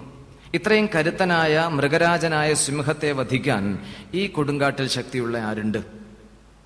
ആ രീതിയിൽ പരിശോധിച്ചപ്പോഴാണ് അവിടെ കരടിക്കുരങ്ങന്റെ കാൽപാദങ്ങൾ കാണാനിടയായത്. അതായത് ഈ വിരലടയാള പരിശോധനയൊക്കെ ഇന്നുണ്ടല്ലോ, അതിൻ്റെയൊക്കെ ഒരു അന്നത്തെ കാവ്യരൂപമോ സാഹിത്യ ഭാഷയായിട്ട് വേണമെങ്കിൽ ഇതിനെ കണക്കാക്കാം. ആ രീതിയിൽ പരിശോധിച്ച് ഈ കാൽപാദങ്ങൾ പിന്തുടർന്നവർ ചെന്നത് മറ്റൊരു ഗുഹയ്ക്ക് സമീപമാണ്. കൂടെ ഉണ്ടായിരുന്നവരെ പുറത്തു നിർത്തി ഭഗവാൻ ഗുഹയ്ക്കുള്ളിലേക്ക് കടന്നു. ഗുഹയ്ക്കുള്ളിൽ കടന്നു ചെന്നപ്പോൾ അവിടെ എന്താ ഷട്ടിൽ കളി നടക്കുക. ഈ അടിക്കണത് ഇത് വെച്ചിട്ടാ, സെമന്തകം വെച്ചിട്ടാ കുരങ്കൂട്ടികൾ. അപരിചിതനായ ഒരു മനുഷ്യനെ കണ്ട ഉടനെ കുരങ്കൂട്ടികൾ ബഹളം കൂട്ടി ചീറി നിലവിളിച്ചു. അവരകത്തേക്ക് ഓടിച്ചെന്ന് അച്ഛനോട് കാര്യം പറഞ്ഞു. ജാംബവാൻ വന്നു. വരുമ്പോൾ കാണുന്നത് ഒരു മനുഷ്യനെയാണ്. അനുവാദമില്ലാതെ അതിക്രമിച്ചു കടന്നവരെ എങ്ങനെയാണ് സ്വീകരിക്കേണ്ടത്, എങ്ങനെ നേരിടേണ്ടം എന്ന് ജാംബവാൻ അറിയാം. ചോദിക്കാതെ കടന്നു വന്നിരിക്കുന്നത്, അനുവാദം ചോദിക്കാതെ അതിക്രമിച്ചു കടന്നതാണ്. അപ്പൊ അതിക്രമിച്ചു കടന്നതിനെ സഹജമായ രീതി പ്രകൃതമനുസരിച്ച് ജാംബവാൻ നേരിട്ടു, മുഖത്തടിച്ചു. കൃഷ്ണൻ അത് തടുത്തു, എതിർത്തു. അപ്പൊ എതിർത്തപ്പോ ജാംബവാന് ശക്തി വർദ്ധിച്ചു. പിന്നീട് സംഭവിച്ചതെന്താ? തനിക്ക് അറിയാവുന്ന ദ്വന്ദ്വയുദ്ധ മുറകളെല്ലാം ജാംബവാൻ കൃഷ്ണന് നേരെ പ്രയോഗിച്ചു. എന്നാലോ വളരെ കുട്ടിക്കാലത്ത് ഈ ദ്വന്ദ്വയുദ്ധത്തിൽ, മൽപ്പിടുത്തത്തിൽ, ഗുസ്തിയിൽ PhD നേടിയ ആളാണ് ഇപ്പുറത്ത് നിൽക്കുന്നത് കൃഷ്ണൻ, വളരെ കുട്ടിക്കാലത്ത്. അപ്പൊ ആ കൃഷ്ണനോടാണ് ദ്വന്ദ്വയുദ്ധ പ്രയോഗം നടത്തുന്നത് ജാംബവാൻ. തലങ്ങും വിലങ്ങും അടിച്ചു. പല അടവും പല നയങ്ങളും പയറ്റി നോക്കി, രക്ഷയില്ല. ജാംബവാനാണെങ്കിൽ എങ്ങനെ ആവേശം, ക്രോധം, അതിനനുസരിച്ചുള്ള ചീറല്, എന്താ അവിടെ ദിവസങ്ങളോളം നീണ്ടു നിന്നു എന്നാണ് ഈ യുദ്ധം. ജാംബവാന് പരാജയ സൂചനയോ ഭഗവാന് വിജയലക്ഷണമോ കാണാനില്ല. നോക്കൂ, എന്നാൽ ഭഗവാന് യാതൊരു തരത്തിലുള്ള പരിക്കും ജാംബവാന്റെ ആക്രമണം മൂലം സംഭവിച്ചില്ല. വളരെ തന്ത്രപരമായി ജാംബവാന്റെ ഓരോ നീക്കങ്ങളെയും എതിരിടുകയും ജാംബവാന്റെ ഓരോ പ്രഹരങ്ങളെയും തടുക്കുകയും ചെയ്തുകൊണ്ട്, എന്നാൽ തന്റെ നീക്കങ്ങളൊന്നും ജാംബവാൻ ഒരു തരത്തിലും ഉപദ്രവം ഉണ്ടാക്കരുതെന്ന് കരുതി വളരെ ശ്രദ്ധയോടെയാണ് ഭഗവാൻ ഇങ്ങനെ മുന്നോട്ട് പോയിക്കൊണ്ടിരുന്നത്. ദിവസങ്ങൾ കഴിഞ്ഞു. 10-12 ദിവസം കഴിഞ്ഞപ്പോ ഗുഹയ്ക്ക് പുറത്ത് കാത്തുനിന്നവരൊക്കെ മടുത്തു. ഇനി ഉള്ളിലേക്ക് പോയി അന്വേഷിക്കാൻ അത് പേടി, അകത്തേക്ക് പോകാൻ പറ്റും. കൃഷ്ണൻ പോയിട്ട് തന്നെ മടങ്ങി വന്നിട്ടില്ല. പിന്നെ ഇപ്പൊ നമ്മൾ പോയുള്ള സ്ഥിതി എന്താ? അതുകൊണ്ട് പോകാൻ പേടിയും മടിയും. അവരെല്ലാം കൂടി ആലോചിച്ചു, ഇനി കൃഷ്ണൻ വരുന്ന മട്ടില്ല, വരുമ്പം വരട്ടെ വരികയാണെങ്കിൽ എന്ന് പറഞ്ഞവർ മടങ്ങി പോയി ദ്വാരകയിലേക്ക്. അവിടെ ചെന്ന് ബന്ധുക്കളോടൊക്കെ കാര്യം പറഞ്ഞു, ഭഗവാന്റെ പത്നിയോടൊക്കെ കാര്യം പറഞ്ഞു. ഭഗവാൻ പോയിട്ട് ദിവസങ്ങൾ എത്രയായി, മടങ്ങി വരുന്ന യാതൊരു ലക്ഷണവുമില്ല. അപ്പൊ അവരെല്ലാവരും കൂടി ദുർഗാദേവിയെ പൂജിച്ചു. ഭഗവാൻ മടങ്ങി വരുന്നതിന് വേണ്ടി ദേവിയെ പൂജിച്ച് ദേവീ പ്രീതി സമ്പാദിക്കാൻ വേണ്ടി അവർ പുറപ്പെട്ടു. ഇങ്ങനെയാണല്ലോ മനുഷ്യന്റെ സ്ഥിതി. ജീവിതത്തിൽ ഒരു പ്രതിസന്ധി അല്ലെങ്കിൽ ഒരു വലിയ പ്രതിബന്ധം, ഒരു ഭയം, അങ്ങനെയൊക്കെ വരുന്ന സമയത്ത് ബലഹീനമാകും മനസ്സ്. ബലഹീനമായ മനസ്സോടെ ജീവിതത്തിൽ മുന്നോട്ട് പോകാൻ വളരെ പ്രയാസമുണ്ടാകും. അങ്ങനെയുള്ള ഘട്ടങ്ങളിൽ ഏതെങ്കിലും ഒരു ദൈവിക പ്രവൃത്തിയുമായി ചേർന്ന് നിന്നുകൊണ്ട് നമ്മൾ മനസ്സിന് ആശ്വാസം കണ്ടെത്താറുണ്ട്.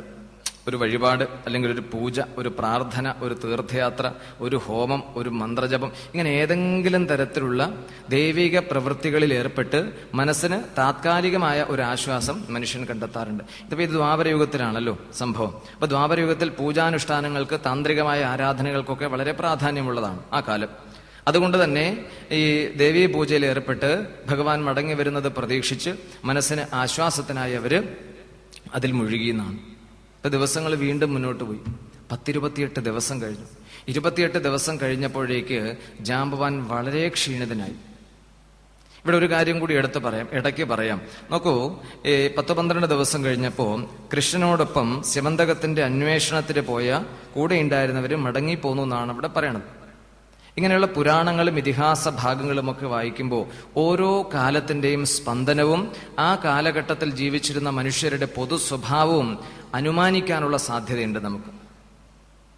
വരികൾക്കിടയിൽ നിന്ന് വായിച്ചെടുക്കുക എന്ന് പറയും, അനുമാനിക്കാം, ഊഹിച്ചെടുക്കാം. നോക്കൂ, രാമായണവും ഭാരതവും തുടർന്നുള്ള ഭാഗവതവും നമ്മുടെ മുമ്പിലുണ്ട്. അപ്പൊ ഈ മൂന്നും 2 കാലഘട്ടത്തിൽ രചിക്കപ്പെട്ടതാണ്. ഒന്ന് ത്രേതായുഗത്തിന്റെ സംഭാവനയാണ് വാൽമീകി മഹർഷിയുടേത്. ഇനി ഒന്ന് ദ്വാപരയുഗത്തിലെ വേദവ്യാസ മഹർഷിയുടെ രചനയാണ്. അപ്പൊ ഏതൊരു സാഹിത്യകാരനും തന്റെ സർഗസൃഷ്ടിക്ക് പുറപ്പെടുമ്പോൾ ആ കാലത്തിന്റെ സ്വഭാവം, ജനങ്ങളുടെ ജീവിത രീതി, ഭരണക്രമം, ശാസ്ത്രീയമായ കണ്ടെത്തലുകൾ, അങ്ങനെ ഒട്ടേറെ വിഷയങ്ങൾ അതിൽ അറിഞ്ഞോ അറിയാതെ പ്രതിഫലിക്കും. അതാണ് കവിത്വം എന്ന് പറയുന്നത്. അവ ഓരോ കാലഘട്ടത്തിന്റെയും ഒരു പൊതുചിത്രം നമുക്ക് മനസ്സിലാക്കാൻ ആ കാലഘട്ടത്തിൽ രചിക്കപ്പെട്ട സാഹിത്യകൃതികളിലൂടെ സാധിക്കും. ഇപ്പൊ നമുക്കിന്നറിയാം, ഒരു 50 വർഷം മുൻപ് കേരളത്തിന്റെ പൊതുവായ സാമൂഹ്യ വ്യവസ്ഥ, കുടുംബ അന്തരീക്ഷം, വ്യക്തിജീവിതം, ഭരണക്രമം, ഇതൊക്കെ എന്താണെന്ന് അറിയാൻ ആ കാലഘട്ടത്തിൽ രൂപം കൊണ്ട സാഹിത്യകൃതികളെ പഠിച്ചാലോ അവലോകനം ചെയ്താലോ മതിയാകും. അപ്പോൾ ആ കാലത്തിന്റെ ഒരു പരിച്ഛേദം ആ സാഹിത്യത്തിൽ അങ്ങനെ നിഴലിക്കും. അപ്പോൾ ത്രേതായുഗത്തിലാണ് രാമായണ രചന ഉണ്ടായിരിക്കുന്നത്. ഇപ്പൊ രാമായണ കാലത്തെ, അതായത് ത്രേതായുഗ കാലത്തെ മനുഷ്യരുടെ പൊതുസ്വഭാവം അറിയാൻ അതിൽ ചില പരാമർശങ്ങളോ ചില സംഭവങ്ങളോ നമുക്ക് സഹായം ചെയ്യും. അതായത് ഇതുപോലൊരു അന്വേഷണം ത്രേതായുഗത്തിൽ ആ രാമായണത്തിൽ നടക്കുന്നുണ്ട്.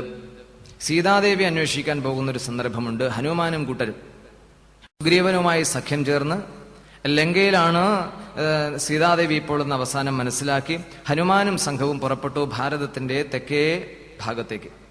അങ്ങനെ നടന്നു, നദി നീന്തിക്കടന്നു, പർവ്വതം ചാടി, മരങ്ങളിലൊക്കെ ചാടി പോയി തെക്കേ ഭാഗത്ത് എന്നിട്ട് രാമേശ്വരത്ത് എത്തിച്ചേർന്നു. അതിനപ്പുറത്തുള്ള ഒരു ദ്വീപിലാണ്, ലങ്കയിലാണ്, രാവണന്റെ അധീനതയിലാണ് സീതാദേവി എന്നൊക്കെ മനസ്സിലാക്കാൻ സാധിച്ചു. പക്ഷെ 100 യോജന ദൂരമുള്ള ഈ സമുദ്രം ആര് ചാടിക്കടക്കും? ഇന്നത്തെ പോലെ വാഹന സൗകര്യമൊന്നും അക്കാലത്തില്ല. കുരങ്ങന്മാർക്ക് ആകെ സാധിക്കുന്നത് ചാടാൻ മാത്രമേ ഉള്ളൂ. ആര് ചാടിക്കടക്കും? ചാടുക മാത്രമേ വഴിയുള്ളൂ. മുമ്പിൽ പരന്നു കിടക്കുന്ന സമുദ്രത്തിന് ലങ്കയിലെത്തണമെങ്കിൽ മറ്റു വഴികളില്ല. അപ്പോൾ ഓരോരുത്തരും പറഞ്ഞു, അവർക്ക് കഴിയാവുന്ന ദൂരം ഓരോരുത്തരും പറഞ്ഞു. ഒരാൾ പറഞ്ഞു 10 യോജന ചാടാം നേരെ വെള്ളത്തിലേക്ക്. പറ്റില്ല. വേറൊരാൾക്ക് 20 ചാടാം. ഇനി ഒരാൾക്ക് 30 യോജന ചാടാം. വേറൊരാൾ പഴയ ഒരു പൊടിഞ്ഞ സർട്ടിഫിക്കറ്റ് എടുത്ത് കാണിച്ചു. സ്കൂളിൽ പഠിക്കുന്ന കാലത്ത് 50 യോജന ലോങ് ജമ്പ് ചാടിയതിന്റെ സർട്ടിഫിക്കറ്റ്. ഇതുകൊണ്ട് നടക്കില്ല, 100 യോജന ചാടണം. അപ്പൊ അങ്ങോട്ട് ചാടിയാൽ മാത്രം പോരല്ലോ, അവിടെ പോയി ഇതൊക്കെ കണ്ട് മനസ്സിലാക്കി വിവരങ്ങളൊക്കെ ശേഖരിച്ച് തിരികെ ചാടണം. അവിടെ പോയി ചാടി അവിടെ പെട്ടിട്ട് എന്താ കാര്യം? അവിടെ കിടക്കുകയുള്ളൂ. അപ്പോൾ അങ്ങോട്ട് ചാടണം, തിരികെയും വരാനുള്ള ശേഷിയും ധൈര്യവും ഉണ്ടാകണം. അപ്പൊ ഒരുത്തൻ വന്ന് പറഞ്ഞു, ഞാൻ അങ്ങോട്ട് ചാടാം, ഇങ്ങോട്ട് വരാൻ പറ്റില്ല, ഒരു ബോട്ട് പറഞ്ഞു വിടണം, അപ്പൊ ഞാൻ അതിലേക്ക് തിരിച്ചു വരാം. അത് പറ്റില്ല. അപ്പൊ 2 വശത്തേക്കും ചാടാനുള്ള കരുത്തും അതിനുള്ള ആത്മവിശ്വാസവും ധൈര്യവും ഉണ്ടാകണം. പക്ഷെ ആർക്കും അതിനെ സാധിച്ചാൽ എല്ലാവരും അവിടെ ഇരുന്നു. ജാമ്പവാൻ അടക്കം ഇവരെല്ലാം അന്നുണ്ടായിരുന്നത്. അവിടെ ഇരുന്നു, പരസ്പരം സംസാരിച്ചു. എന്താ പോം വഴി? തിരികെ രാമന്റെ മുമ്പിൽ ചെന്ന് കൈയും കെട്ടി ഞങ്ങൾക്ക് സീതാദേവിയെ കണ്ടെത്താൻ കഴിഞ്ഞില്ല എന്ന് പറയുന്നതിനേക്കാൾ ഭേദം പട്ടിണി കിടന്ന് ഇവിടെ കിടന്ന് മരിക്കണതാണ്. തോറ്റ് അവിടെ ചെന്ന് കാണാൻ സാധിച്ചില്ല എന്ന് പറയുന്നതിനേക്കാൾ ഭേദം മരണമാണ് ഉത്തമം എന്നവർ തീരുമാനിച്ചു. അവിടെ അങ്ങനെ ഉപവാസം അനുഷ്ഠിച്ചു. അവസാനം എന്തിനു പറയണു? അവര് സമുദ്രം ലംഘിക്കാനുള്ളൊരു വഴി കണ്ടെത്തി. അവിടെ ഹനുമാന്റെ ശക്തിയെ ജാമ്പവാൻ ഓർമ്മപ്പെടുത്തി സീതാദേവിയെ കാണാനും ആ സീതാദേവിയുടെ ആ പരിതസ്ഥിതികളൊക്കെ മനസ്സിലാക്കി സീതാദേവിക്ക് വേണ്ട നിർദ്ദേശങ്ങൾ നൽകാനും തിരികെ ഭഗവാനെ സന്ദർശിച്ച് വിവരങ്ങളൊക്കെ ധരിപ്പിക്കാനും ഹനുമാന് സാധിച്ചു. ഇതാണ് ആ കഥാഭാഗം.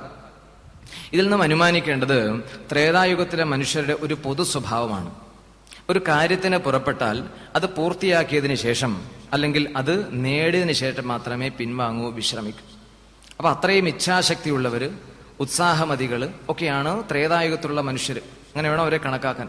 ഏത് കാര്യവും നടപ്പിലാക്കാൻ വേണ്ട കരുത്തുണ്ട്, കാര്യക്ഷമതയുണ്ട്, അതിനുവേണ്ട സ്ഥിരോത്സാഹമുണ്ട്, ശാസ്ത്രബോധമുണ്ട്. ഇതെല്ലാം തികഞ്ഞവരായിരിക്കും കൂടുതലും ത്രേതായുഗ മനുഷ്യര്. അപ്പൊ യുഗമൊന്നു മാറി ദ്വാപരയുഗമാകുമ്പോൾ നമ്മൾ കാണുന്നത് സ്യമന്തക അന്വേഷണത്തിന് പോയിരിക്കുന്നു കൃഷ്ണനും കൂട്ടരും. അങ്ങനെ പോയി ഏതാണ്ട് സൂചനകളൊക്കെ വെച്ച് ഗുഹയുടെ ഉള്ളിൽ സ്യമന്തകം ഉണ്ടാകും എന്ന് വിചാരിച്ച് അവിടെ വരെ ചെന്നു. കൂടെയുള്ളവരെ കൃഷ്ണൻ പുറത്തു നിർത്തി അകത്ത് കടന്നു ഭഗവാൻ. പക്ഷെ 10-12 ദിവസം കാത്തപ്പോഴേക്ക് മടുത്തു, വിജയ പ്രതീക്ഷ നഷ്ടപ്പെട്ടു, മടങ്ങിപ്പോന്നു. അപ്പൊ എന്തായിരിക്കാം? ഉത്സാഹം ഉണ്ടാകും, പ്രവർത്തിക്കും, അന്വേഷിക്കും, കൂട്ടുകൂടും ഒക്കെ ചെയ്യും. പക്ഷെ അത് പൂർത്തിയാക്കാൻ സാധിക്കില്ല. അപ്പൊ മേൽപ്പറഞ്ഞ കാര്യങ്ങളൊക്കെ ലോപിക്കും. ആ തീവ്രത, ഉത്സാഹം, മേൽപ്പറഞ്ഞ കാര്യങ്ങളൊക്കെ കുറഞ്ഞു വരും കാലം മാറുമ്പോൾ, യുഗം മാറുമ്പോഴേക്ക്. അപ്പൊ ത്രേതായുഗത്തിൽ ഒരു കാര്യത്തിന് പുറപ്പെട്ടാൽ അത് പൂർത്തിയാക്കിയിരുന്നു. ദ്വാപരയുഗത്തിൽ പുറപ്പെട്ടു, പകുതി ദൂരം എത്തി, പക്ഷേ പൂർത്തിയാക്കാതെ പരാജയം സമ്മതിച്ച് മടങ്ങിപ്പോന്നു. അപ്പൊ ത്രേതായുഗത്തിലും ദ്വാപരയുഗത്തിലുമുള്ള മനുഷ്യർ പൊതുവേ ഇങ്ങനെയാണെങ്കിൽ കലിയുഗത്തിലെ സ്ഥിതി എന്തായിരിക്കും? ബാക്കി നമുക്ക് അനുമാനിക്കാം. എന്തായിരിക്കും കലിയുഗത്തിലെ സ്ഥിതി? നമ്മളീ ഭാഗവത തത്വസമീക്ഷാ സത്രവും പ്രവചന പരമ്പരകളും കേട്ട് ഇങ്ങനെ ആവേശത്തോടുകൂടി യജ്ഞശാല വിടുന്നത്, സത്രശാല വിടണത്. എന്തായാലും രണ്ടിലൊന്നും അറിഞ്ഞിട്ട് കാര്യം. പരീക്ഷത്തിന് 7-ാം ദിവസം മുക്തി കൈവരിക്കാൻ സാധിച്ചെങ്കിൽ 7 നമുക്കിപ്പോ എത്ര ദിവസമുണ്ട് നമ്മുടെ മുമ്പിൽ? നേടിയിട്ട് തന്നെ കാര്യം എന്നൊക്കെ മനസ്സിൽ പ്രതിജ്ഞയെടുത്ത് കാര്യങ്ങളൊക്കെ ഒന്നുകൂടി അരക്കിട്ട് ഉറപ്പിച്ച് ചില തീരുമാനങ്ങളൊക്കെ എടുത്തിട്ടാണ് ഇനി ഇങ്ങനെ പോയി വിട്ടാൽ പറ്റില്ല. കാര്യങ്ങൾക്കൊക്കെ ഒരു വ്യക്തത വേണം, ചില നിയന്ത്രണങ്ങളൊക്കെ വേണം, അടുക്കും ചിട്ടയും ഒക്കെ വേണം. ഇതൊക്കെ കേട്ടപ്പോൾ വളരെ ശരിയാണെന്ന് തോന്നി ഉറപ്പിച്ചു. കസരിൽ നിന്ന് എഴുന്നേറ്റോടുകൂടി സംഗതി എല്ലാം വിട്ടു. ആരെ അവഹേളിക്കാൻ പറയാനില്ല, പരിഹസിക്കുകയല്ല. അപ്പൊ കലിയുഗത്തിലേക്ക് മാറുമ്പോൾ കാലത്തിന്റെ പ്രത്യേകതകളും സ്വഭാവങ്ങളും അനുസരിച്ച് മനുഷ്യനിലും അതിൻ്റെതായ വ്യതിയാനങ്ങൾ സംഭവിക്കാനുള്ള സാധ്യതയെ ഇവിടെ ശാസ്ത്രങ്ങളൊന്നും തള്ളിക്കളയുന്നില്ല. അപ്പൊ ഈ 2 കാലങ്ങളിലും, ത്രേതായുഗത്തിലും ദ്വാപരയുഗത്തിലും ഇങ്ങനെയാണെങ്കിൽ എന്തായാലും കലിയുഗത്തിൽ ഇങ്ങനെ ആയിരിക്കും എന്ന് നമുക്ക് ഊഹിക്കാമല്ലോ, അനുമാനിക്കാമല്ലോ. ഇതാണ് അവിടെ നമുക്ക് വായിക്കാനുള്ളത്, പഠിച്ചെടുക്കാനുള്ളത്. പിന്നെ പല കാര്യങ്ങളുമായി ബന്ധപ്പെട്ട് ചിന്തിക്കാനുണ്ട്. നമ്മൾ അതിലേക്കൊന്നും തത്കാലം പോകുന്നില്ല. അപ്പൊ എന്തിനു പറയണു? ഭഗവാൻ മടങ്ങി വരുന്നുള്ള പ്രാർത്ഥനകളിലും പൂജകളിലുമായി കൃഷ്ണബന്ധുക്കളും നാട്ടുകാരും ഒക്കെ മുഴുകിയിരുന്നു. അവിടെ 28 ദിവസം കഴിഞ്ഞപ്പോഴേക്ക് ജാമ്പവാൻ നന്നേ ക്ഷീണിതനായി. അദ്ദേഹത്തിന്റെ വിജയപ്രതീക്ഷയൊക്കെ നഷ്ടപ്പെട്ടു, നിലത്ത് വീണു, ബോധം പോലും പോയിന്നാണ്. ബോധം വീണ്ടു കിട്ടിയപ്പോ അദ്ദേഹം തന്റെ പ്രഭുവിനെ കുറിച്ച്, ശ്രീരാമചന്ദ്രസ്വാമിയെക്കുറിച്ച് ഓർത്ത് വിലപിക്കാൻ തുടങ്ങി. ആ വിലാപത്തിൽ മുഴുവൻ പ്രാർത്ഥനയായിരുന്നു. എന്തുകൊണ്ട് തനിക്ക് ഇങ്ങനെ ഒരു പരാജയം സംഭവിച്ചു? ഒരു മനുഷ്യന്റെ മുമ്പിൽ എത്ര പേരെയാണ് താൻ വധിച്ചിട്ടുള്ളത്? രാമനോടൊപ്പം ചേർന്ന് എത്ര രാക്ഷസന്മാരെ താൻ കൊന്നു തള്ളിയിട്ടുണ്ട്. ആരുടെ മുമ്പിലും തനിക്കൊരു പരാജയം ഇത്ര കാലം പരാജയം എന്തെന്ന് അറിഞ്ഞിട്ട് പോലുമില്ല. അങ്ങനെ ഒരു പരാജയ അനുഭവം ജീവിതത്തിൽ ഇത്രയും കാലം ഉണ്ടായിട്ടില്ല. അങ്ങനെയുള്ള താൻ, കരുത്തനായ ശ്രീരാമഭക്തനും ദാസനുമായ താൻ ഇന്ന് കേവലം ഒരു മനുഷ്യന്റെ മുമ്പിൽ പരാജയപ്പെട്ടിരിക്കുന്നു. എന്തെങ്ങനെ സംഭവിക്കാൻ? 2 കാരണങ്ങളേ ഉള്ളൂ ഇതിന്റെ പിന്നിൽ. ഒന്നുകിൽ തനിക്ക് രാമനോടുള്ള ഭക്തി കുറഞ്ഞിട്ടുണ്ടാകണം, അതൊന്ന്. അതല്ലെങ്കിലോ ശ്രീരാമചന്ദ്രസ്വാമിക്ക് തന്നോടുള്ള അനുഗ്രഹത്തിന്റെ ശക്തി കുറഞ്ഞിട്ടുണ്ടാകണം. ഈ 2 അല്ലാതെ മൂന്നാമതൊരു കാരണം തന്റെ പരാജയത്തിന് പിന്നിൽ. ഇതൊക്കെ പറഞ്ഞ് വിലപിച്ചു. കുറെ കഴിഞ്ഞ് മെല്ലെ കണ്ണു തുറന്നു. കണ്ണുനീരിങ്ങനെ ഒഴുകുകയാണ്. കണ്ണു തുറന്നപ്പോ ജാമ്പവാൻ കാണുന്നത് തന്റെ മുമ്പിൽ നിൽക്കുന്നത് കേവലം ഒരു മനുഷ്യനല്ല, തന്റെ എതിരാളിയല്ല. നിൽക്കുന്നത് കോദണ്ഡപാണിയായ ശ്രീരാമചന്ദ്രസ്വാമിയാണ്. ചാടി എഴുന്നേറ്റു, പ്രദക്ഷിണം വെച്ചു, നമസ്കരിച്ചു, വീണ്ടും ഭഗവാനെ വാനോളം സ്തുതിച്ചു. വാക്കുകൊണ്ട് ഏതെല്ലാം തരത്തിൽ ഭഗവാനെ വർണ്ണിക്കാൻ സാധിക്കുമോ അതെല്ലാം ജാമ്പവാൻ തന്റെ ഈ സംഭാഷണത്തിൽ ഉൾപ്പെടുത്തി. ഭഗവാൻ ജാമ്പവാനെ തലോടി. ഭഗവത് സ്പർശമേറ്റതോടെ ജാമ്പവാന് യുദ്ധം മൂലമുണ്ടായ എല്ലാ ക്ലേശങ്ങളും അതുപോലെ പ്രയാസങ്ങളും മാറി. വളരെ പൂർണ്ണ ആരോഗ്യം അദ്ദേഹത്തിന് കൈവന്നു. വളരെ സന്തോഷിച്ചു ജാമ്പവാൻ. ഓടി അകത്തു പോയി സമ്മാനങ്ങളുമായി മടങ്ങി വന്നു. 2 സമ്മാനങ്ങൾ. ഒന്ന് ജാമ്പവതിയെ, തന്റെ മകളെ, പിന്നീട് സ്യമന്തകരത്നം. ഈ 2 സമ്മാനങ്ങളും കൃഷ്ണന് സന്തോഷത്തോടെ കൊടുത്തു. ഇപ്പോൾ ഒരാൾ സന്തോഷത്തോടെ സമ്മാനിക്കുമ്പോൾ അത് തള്ളിക്കളയുക, വേണ്ടാന്ന് പറയുക, മുഖം തിരിക്കുക, ഇതൊന്നും നല്ല നടപടിയല്ല. ഒരാൾ സന്തോഷത്തോടെ ഒരു കാര്യം സമ്മാനിക്കുമ്പോൾ അതെന്താവോ ആയിക്കോട്ടെ, അത് വാങ്ങുക, സ്വീകരിക്കുക. ഇതൊരു ഒരു ശിഷ്ടാചാരമാണ്. അതനുസരിച്ച് 2 സമ്മാനങ്ങളും കൃഷ്ണൻ വാങ്ങി. ജാമ്പവതിയെയും സ്വീകരിച്ചു, സ്യമന്തകരത്നത്തെയും വാങ്ങി ജാമ്പവാനെ അനുഗ്രഹിച്ചു. വളരെ കാലമായി കാത്തിരുന്ന ഒരു അനർഘ നിമിഷമാണ് ജാമ്പവാനെ സംബന്ധിച്ച് ഈ സമ്മാനം. ഒന്ന്, ഇതിന്റെ സൂചിത കഥ പറയണത്, ഒന്ന്, ഈ ജാമ്പവതിയെ ഭഗവാന് നൽകണം, മകളെ ഭഗവാന് നൽകണം എന്നത് ഇപ്പോഴത്തെ അല്ല, പണ്ടത്തെ ഒരു ആഗ്രഹമാണ്. രാമാവതാര കാലത്തെ മനസ്സിലുണ്ടായിരുന്ന ഒരു ആഗ്രഹമാണ്. അത് ഭഗവാനോട് തുറന്നു പറയുകയും ചെയ്തു അത്ര ഈ ജാമ്പവാൻ, മകളെ അങ്ങ് സ്വീകരിക്കണം. അത് പറഞ്ഞപ്പോ അന്ന് ശ്രീരാമചന്ദ്രസ്വാമി പറഞ്ഞത്, അത് സാധ്യമല്ല, ഇപ്പൊ പറ്റില്ല. കാരണം ഇപ്പൊ ഞാനൊരു പ്രതിജ്ഞ എടുത്തിട്ടാണ് പുറപ്പെട്ടിരിക്കുന്നത്. എന്താ പ്രതിജ്ഞ? ഏകപത്നി വ്രതമാണ് ഈ അവതാരത്തിലെ ആദർശം. അതുകൊണ്ട് അത് ലംഘിക്കാൻ എനിക്ക് സാധ്യമല്ല. ഇനി അടുത്ത ഒരു തവണ വരും, അപ്പൊ പിന്നെ പ്രത്യേകിച്ച് പ്രതിജ്ഞയും കണക്കൊന്നും ഉണ്ടാകില്ല.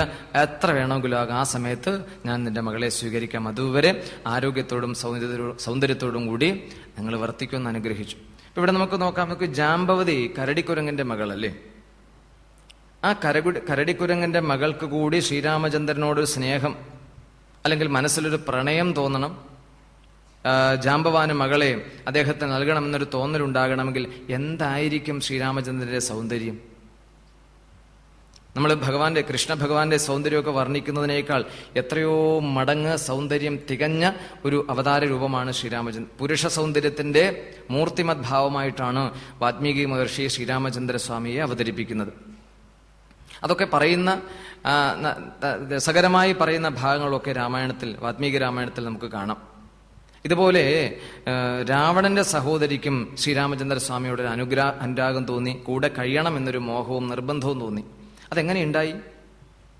അവര് കാട്ടിൽ കഴിയുന്ന സമയത്ത്, വനവാസകാലത്ത് കുടീരത്തിൽ കഴിയുന്ന സമയത്താണ് ഈ നദീതീരത്ത് ശ്രീരാമചന്ദ്രന്റെ കാൽപാദങ്ങൾ കണ്ട് അതിൽ ആകർഷകയായി രാവണ സഹോദരി ശൂർപ്പണഖ അന്വേഷിച്ചു വരുന്നത്.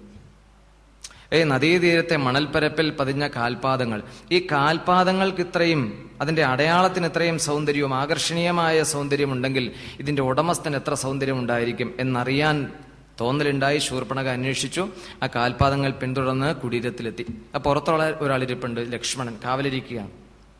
അപ്പൊ ലക്ഷ്മണനോട് കാര്യം പറഞ്ഞു, അകത്ത് കടന്നു. അപ്പൊ അകത്ത് കടന്നപ്പോ 2 പേരെയും കണ്ടു, സീതാദേവിയെയും ശ്രീരാമചന്ദ്രസ്വാമിയെയും കണ്ടു. വാ പൊളിച്ച് നിന്നുപോയി ഈ ശൂർപ്പണഖ, രാക്ഷസിയായിരുന്നിട്ട് കൂട്ടി. അത്രയും അനുപമമായ സൗന്ദര്യത്തിന് ഉടമയായിരുന്നു ശ്രീരാമചന്ദ്രനാണ്. ഒരു ഘട്ടത്തിൽ അസൂയ തോന്നി ഈ സീതാദേവിയോട്. ശ്രീരാമചന്ദ്രസ്വാമിയുടെ ഭാഗമാകാൻ, അദ്ദേഹത്തിന്റെ പത്നിയാകാനുള്ള അനുവാദം ചോദിക്കുകയുണ്ടായി ശൂർപ്പണഖ. അപ്പൊ പറഞ്ഞു, സാധ്യമല്ല, എന്നോടൊപ്പം ഒരാളുണ്ട്, അതുകൊണ്ട് ഇനി ഒരാളെയും കൂടി കൊണ്ടു നടക്കാനുള്ള ശേഷി എനിക്കില്ല. അതുകൊണ്ട് നീ ഒരു കാര്യം ചെയ്യൂ, പുറത്തൊരാൾ ഒറ്റയ്ക്കിരിപ്പുണ്ട്, വെറുതെ ഇരിക്കുക, അവിടെ പോയി ചോദിച്ചു നോക്ക്. അപ്പോ ശൂർപ്പണഖ അവിടെ നിന്ന് പോയി ലക്ഷ്മണനോട് പറഞ്ഞു, പിന്നെ സ്വീകരിക്കാമെന്ന്.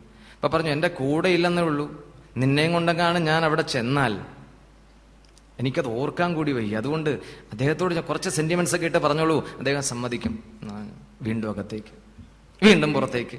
ഇങ്ങനെ നോക്കൂ, ശൂർപ്പണഖ ഇങ്ങനെ പന്ത് തെറ്റുക. കുറച്ചു കഴിഞ്ഞപ്പം ദേഷ്യം വന്നു ശൂർപ്പണഖയ്ക്ക്. ശ്രീരാമനോടൊപ്പം ചേരാൻ തനിക്ക് പ്രതിബന്ധം ഈ സീതാദേവി ഒപ്പം ഉള്ളതാണ്. അതുകൊണ്ട് ആ സീതാദേവി ഒഴിവാക്കി തത്സ്ഥാനത്ത് കയറിക്കൂടാൻ ശൂർപ്പണഖ ഒരുക്കിയ ഒരു തന്ത്രമായിട്ട് നമുക്ക് ബാക്കിയുള്ള സംഭവങ്ങളെ കാണാം. അങ്ങനെയുണ്ട്. ഈ കാവ്യങ്ങൾക്ക് ഒരു രീതി മാത്രമല്ലല്ലോ, ഒരു മുഖം മാത്രമല്ല, ഒരു ദിശ മാത്രമല്ലല്ലോ ഉള്ളത്. പ്രത്യേകിച്ച് ശാസ്ത്ര സാഹിത്യങ്ങളാകുമ്പോൾ അതിന് പല വീക്ഷണങ്ങൾ ഉണ്ടാകും. താത്വികമായി അവതരിപ്പിക്കാം, ഭാവാത്മകമായി അവതരിപ്പിക്കാം, അതിന്റെ സാഹിത്യപരമായ വ്യാഖ്യാനം നൽകാം, ഭാഷാപരമായ വ്യാഖ്യാനം ഗവേഷണ രൂപത്തിലാകാം. അത് ഏത് തരത്തിൽ നമുക്കതിനെ സമീപിക്കാം. അത് നമ്മുടെ താല്പര്യമാണ്, നമ്മുടെ ഇഷ്ടമാണ്. ആ സ്വാതന്ത്ര്യം നമുക്ക് നൽകിയിട്ടുള്ളത് കൊണ്ടാണ് ഈ രാമായണവും ഭാരതവും ശ്രീമദ് ഭാഗവതം അതുപോലെയുള്ള നമ്മുടെ വൈദിക സാഹിത്യ കൃതികളൊക്കെ ഇന്നും നിലനിൽക്കുന്നത്. അതിനെ സമീപിക്കാൻ ഒരു വഴി മാത്രമല്ല, ഏത് വഴിയിലൂടെ നിങ്ങൾക്ക് പോകാം, ആ വഴിയിലൂടെ സഞ്ചരിക്കാം. പക്ഷെ ഇവയെല്ലാം ചൂണ്ടിക്കാണിക്കുന്ന ലക്ഷ്യം അത് ഇന്നതാണെന്ന് എല്ലാ ഗ്രന്ഥങ്ങളും സമഗ്രമായി സമർത്ഥമായി സ്ഥാപിച്ചിട്ടുണ്ട്. അത് ആ സാഹിത്യകാരന്മാരൊക്കെ ഋഷിവരന്മാരൊക്കെ കൃത്യമായി നിർവഹിച്ചിട്ടുള്ളതും നമുക്ക് കാണാം. ഭാഗവതം തന്നെ വായിക്കുമ്പോൾ നമുക്ക് ഓരോ ഭാഗത്തും സ്തുതികളിലും സംഭാഷണങ്ങളിലും ചർച്ചകളിലും ചോദ്യോത്തരങ്ങളിലും ഒക്കെ എന്താണ് ഭാഗവതത്തിന്റെ ലക്ഷ്യമെന്ന് വളരെ വ്യക്തമാക്കുന്ന ഭാഗങ്ങളുണ്ട്. അതിന്റെ താത്വിക ഭാഗമാണ്. അതോടൊപ്പം പ്രായോഗിക ജീവിതത്തിൽ നമുക്ക് അനുസരിക്കേണ്ട, അനുശീലിക്കേണ്ട, അനുവർത്തിക്കേണ്ട മൂല്യങ്ങളുണ്ട്, ആദർശങ്ങളുണ്ട്, തത്വചിന്തകളിൽ അധിഷ്ഠിതമായ ജീവിത പദ്ധതികളുണ്ട്. ഇതെല്ലാം ഭാഗവതം സമ്മാനിക്കുന്നുണ്ട്. അപ്പൊ നന്നായി മനസ്സിലാക്കും. ഇപ്പൊ ഇവിടെ ഇത് ഇടയ്ക്ക് ഒരു കാര്യം കൂടി പറയാമല്ലോ. നോക്കൂ, ഈ ശ്രീരാമചന്ദ്ര സ്വാമിയെ അന്വേഷിച്ചു വന്ന ശൂർപ്പണഖ, അദ്ദേഹം പറയുകയാണ് പുറത്തൊരാൾ ഒറ്റയ്ക്കിരിപ്പുണ്ട്, അയാളെ ചെന്ന് സമീപിക്കുമെന്ന് പറഞ്ഞാൽ ഏതെങ്കിലും ഒരു സ്ത്രീ അങ്ങനെ ഒരാളെ തേടി പോകുമോ? ആലോചിച്ച് നോക്കൂ. ജ്യേഷ്ഠനെ വേറെ വഴി, ഇന്നത്തെ കാര്യമല്ല പറയണത്. ജ്യേഷ്ഠനെ അന്വേഷിച്ച് ഇഷ്ടപ്പെട്ടു വന്ന ഒരു സ്ത്രീ അല്ലെങ്കിൽ യുവതിയെയും പുറത്തൊരാളെ ചൂണ്ടിക്കാണിച്ചാൽ നിങ്ങൾ അയാളെ കല്യാണം കഴിച്ചോളൂ എന്ന് പറഞ്ഞാൽ ആരെങ്കിലും അതിന് തയ്യാറാകുമോ? പക്ഷെ ശൂർപ്പണഖ വിട്ടുവീഴ്ച ചെയ്തു, പോയി ചോദിച്ചു എന്നാണ്. എന്തായിരിക്കാം ശൂർപ്പണഖ? അതൊരു മനഃശാസ്ത്രമാണ്. ശൂർപ്പണഖ എന്തായിരിക്കാം ലക്ഷ്മണനെ സമീപിച്ചതിന്റെ അല്ലെങ്കിൽ തന്റെ മനോഗതം വെളിപ്പെടുത്തതിന്റെ പിന്നെ എന്തായിരിക്കാം? അവിടെ വിട്ടുവീഴ്ചയ്ക്ക് തയ്യാറാകുന്നു ശൂർപ്പണഖ. എന്താണെന്നറിയാമോ? ലക്ഷ്മണനോടൊപ്പം കഴിഞ്ഞാലും എല്ലാ ദിവസവും ആരെ കാണാം? ഭഗവാന്റെ അലൗകിക സൗന്ദര്യം ആസ്വദിക്കുക എന്നതാണ് തന്റെ ആവശ്യം. അതിനുവേണ്ടി എന്ത് വിട്ടുവീഴ്ചയ്ക്കും എന്ത് ചെയ്യാനും ശൂർപ്പണഖ തയ്യാറായി എന്നാണ് നമ്മൾ വായിച്ചു എടുക്കുന്നത്. അങ്ങനെയുണ്ട്. അപ്പൊ ലക്ഷ്മണനോടൊപ്പം കഴിഞ്ഞാൽ ഇപ്പൊ എന്താ വിഷയം? താൻ എന്നും കാണുന്നത് ആരെയാണ്? ഭഗവാനെയാണ്. അപ്പൊ ഭഗവാന്റെ അലൗകിക സൗന്ദര്യം എന്നും ആസ്വദിച്ച് കഴിയാം, അതാണല്ലോ മുഖ്യം. അതിനുവേണ്ടി ശൂർപ്പണഖ, അതിലൊക്കെ നല്ല വശങ്ങൾ ധാരാളമുണ്ട്. നമ്മൾ നേരത്തെ ഒരു കോണിലൂടെ മാത്രം ഇതിനെ സമീപിച്ചാൽ പലപ്പോഴും നമുക്ക് പല തെറ്റിദ്ധാരണകളും അബദ്ധങ്ങളും സംഭവിക്കാനിടയുണ്ട്. എല്ലാ ഭാഗങ്ങളും പരിശോധിച്ച് അതിൽ നിന്നും ആവശ്യമായത് തിരഞ്ഞെടുക്കാൻ നമ്മൾ ശ്രമിക്കുകയും ശീലിക്കുകയും വേണമെന്നും കൂടി പറഞ്ഞു വയ്ക്കട്ടെ. എന്തായാലും 28 ദിവസം കഴിഞ്ഞ് സമ്മാനം വാങ്ങി ജാമ്പവതിയെയും സ്യമന്തകരത്നത്തെയും രണ്ടും കൂട്ടി ഭഗവാൻ മടങ്ങിയെത്തി. എല്ലാവർക്കും വളരെ സന്തോഷമായി. ഭഗവതിയുടെ അനുഗ്രഹം കൊണ്ട് ഭഗവതി പ്രസാദിച്ച് കൃഷ്ണൻ മടങ്ങിയെത്തിയെന്ന് പറഞ്ഞ് എല്ലാവരും സമാധാനിച്ചു. ഈ രാജസഭ വിളിച്ചുകൂട്ടി. ഒരു ആക്ഷേപം അല്ലെങ്കിൽ ഒരു അപവാദം ഇപ്പോഴും നിലനിൽക്കുന്നുണ്ടല്ലോ, അതിന്റെ നിജസ്ഥിതി എന്താണെന്ന് എല്ലാവരെയും അറിയിക്കണം. സത്രാജിത്തിനെയും വിളിപ്പിച്ചു. പൊതുസഭ വിളിച്ചുകൂട്ടി കാര്യകാരണ സഹിതം എന്തൊക്കെയാണ് സംഭവിച്ചതെന്ന് എല്ലാവരെയും അറിയിച്ചു. എല്ലാവർക്കും ബോധ്യമായി. സത്രാജിത്തിന് ഈ സമന്തകം കൈമാറി. അപ്പൊ സത്രാജിത്ത് എങ്ങനെ കൈനീട്ടി വാങ്ങും? താനാണ് കൃഷ്ണനെക്കുറിച്ച് ആവശ്യമില്ലാത്ത ആരോപണം ഈ രാജ്യത്താകമാനം പ്രചരിക്കാൻ വഴിയൊരുക്കിയത്. അതേ കൃഷ്ണൻ തനിക്ക് നഷ്ടപ്പെട്ട സൂര്യസമ്മാനം വീണ്ടെടുത്ത് തന്നാൽ അതെങ്ങനെ മുഖത്ത് നോക്കി തലയുയർത്തി വാങ്ങും? അപ്പൊ വേണ്ടെന്നൊക്കെ പറഞ്ഞു നോക്കി. അല്ല, അങ്ങ് തന്നെ അത് അങ്ങയുടെ കയ്യിൽ തന്നെ ഇരിക്കട്ടെ, അത് അങ്ങാണ് അതിന് അധികാരി. നോക്കൂ ഭഗവാന്റെ ആ മാതൃക. അത് സത്രാജിത്താണ് ഈ സമന്തകത്തിന്റെ അധികാരി. ആ സമന്തകം കൊണ്ടുണ്ടാകുന്ന സൗഭാഗ്യങ്ങൾ പൊതുനന്മയ്ക്ക് ഉപയോഗിക്കണം എന്നാണ് ഭഗവാൻ. അല്ല, സമന്തകം ആവശ്യപ്പെടുകയല്ല. അതിനുവേണ്ടി രാജഭണ്ഡാരത്തിലേക്ക് കുറച്ച് നിക്ഷേപിക്കണം. അത് സമ്മതിച്ചു.